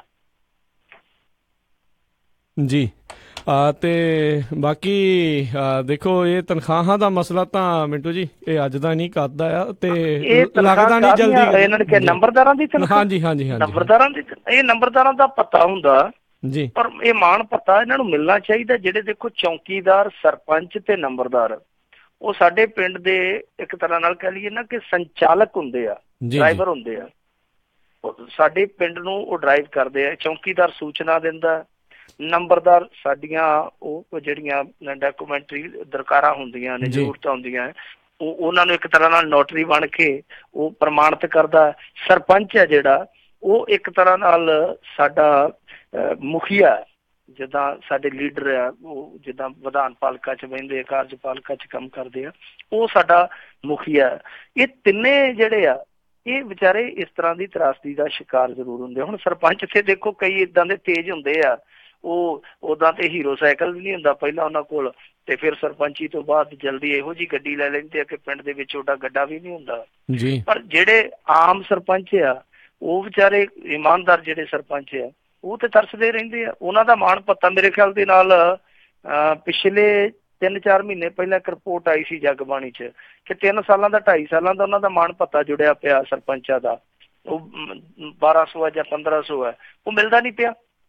ਕਈ ਜ਼ਿਲ੍ਹਿਆਂ 'ਚ ਥੋੜਾ ਜਿਹਾ ਮਿਲਿਆ, ਕਈ ਜ਼ਿਲ੍ਹਿਆਂ 'ਚ ਉਦਾਂ ਹੀ ਬਕਾਇਆ ਪਿਆ, ਏਦਾਂ ਹੀ ਨੰਬਰਦਾਰਾਂ ਦਾ। ਤਾਂ ਇਹਨਾਂ ਨੂੰ ਇਹ ਜਿਹੜਾ ਮਾਣ ਪੱਤਾ ਥੋੜਾ ਬਹੁਤ ਮਿਲਦਾ ਹੈ, ਸਮੇਂ ਮਿਲਣਾ ਚਾਹੀਦਾ। ਮੈਂ ਤਾਂ ਕਹਿੰਦਾ ਕਿ 1 ਤਰੀਕ ਨੂੰ ਇਹਨਾਂ ਦੇ ਮੋਬਾਈਲਾਂ 'ਚ ਮੈਸੇਜ ਹੈ ਜਿਹੜਾ ਟਰਨ ਕਰਕੇ ਆ ਜਾਣਾ ਚਾਹੀਦਾ, ਕਿਉਂਕਿ ਆ ਜਿਹੜੇ ਸਾਡੇ ਮੁੱਖ ਮੰਤਰੀ ਜਾਂ ਮੰਤਰੀ ਆ, ਇਹਨਾਂ ਦੇ ਵੀ ਤੇ ਮੈਸੇਜ 1 ਤਰੀਕ ਨੂੰ ਮੈਨੂੰ ਲੱਗਦਾ ਰਾਤ ਨੂੰ 12:01 ਤੇ ਆ ਜਾਂਦੇ ਹੋਣੇ ਆ।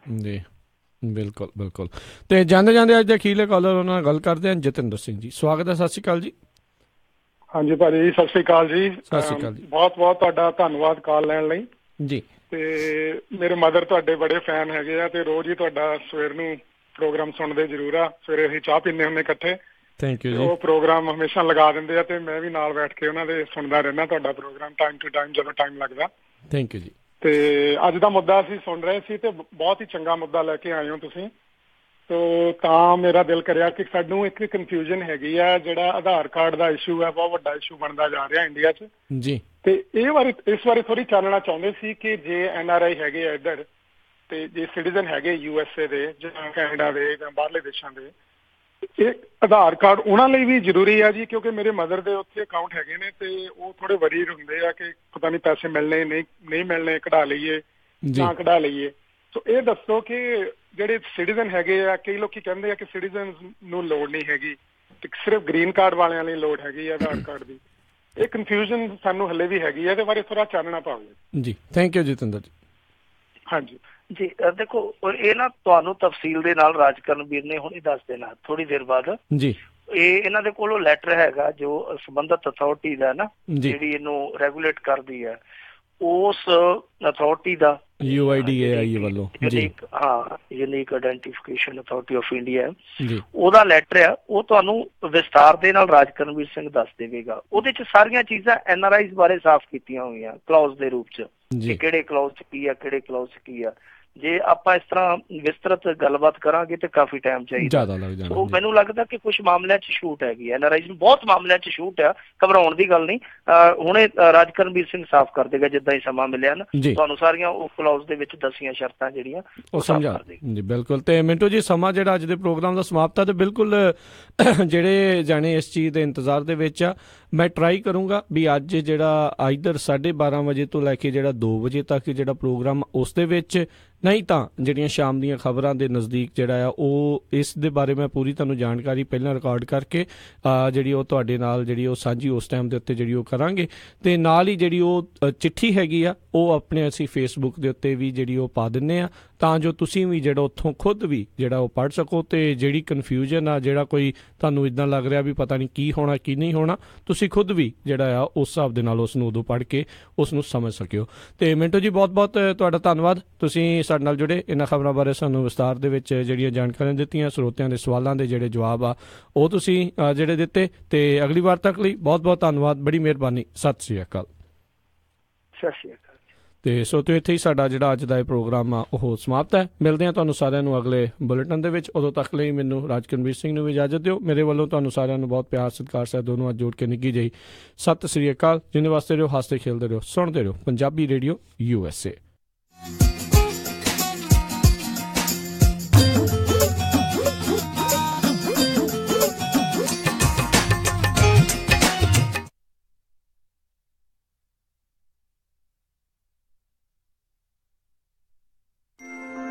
ਤੁਸੀਂ ਸੁਣ ਰਹੇ ਹੋ Punjabi radio USA, KWRU Fresno 1300 AM, KIID Sacramento 1470 AM।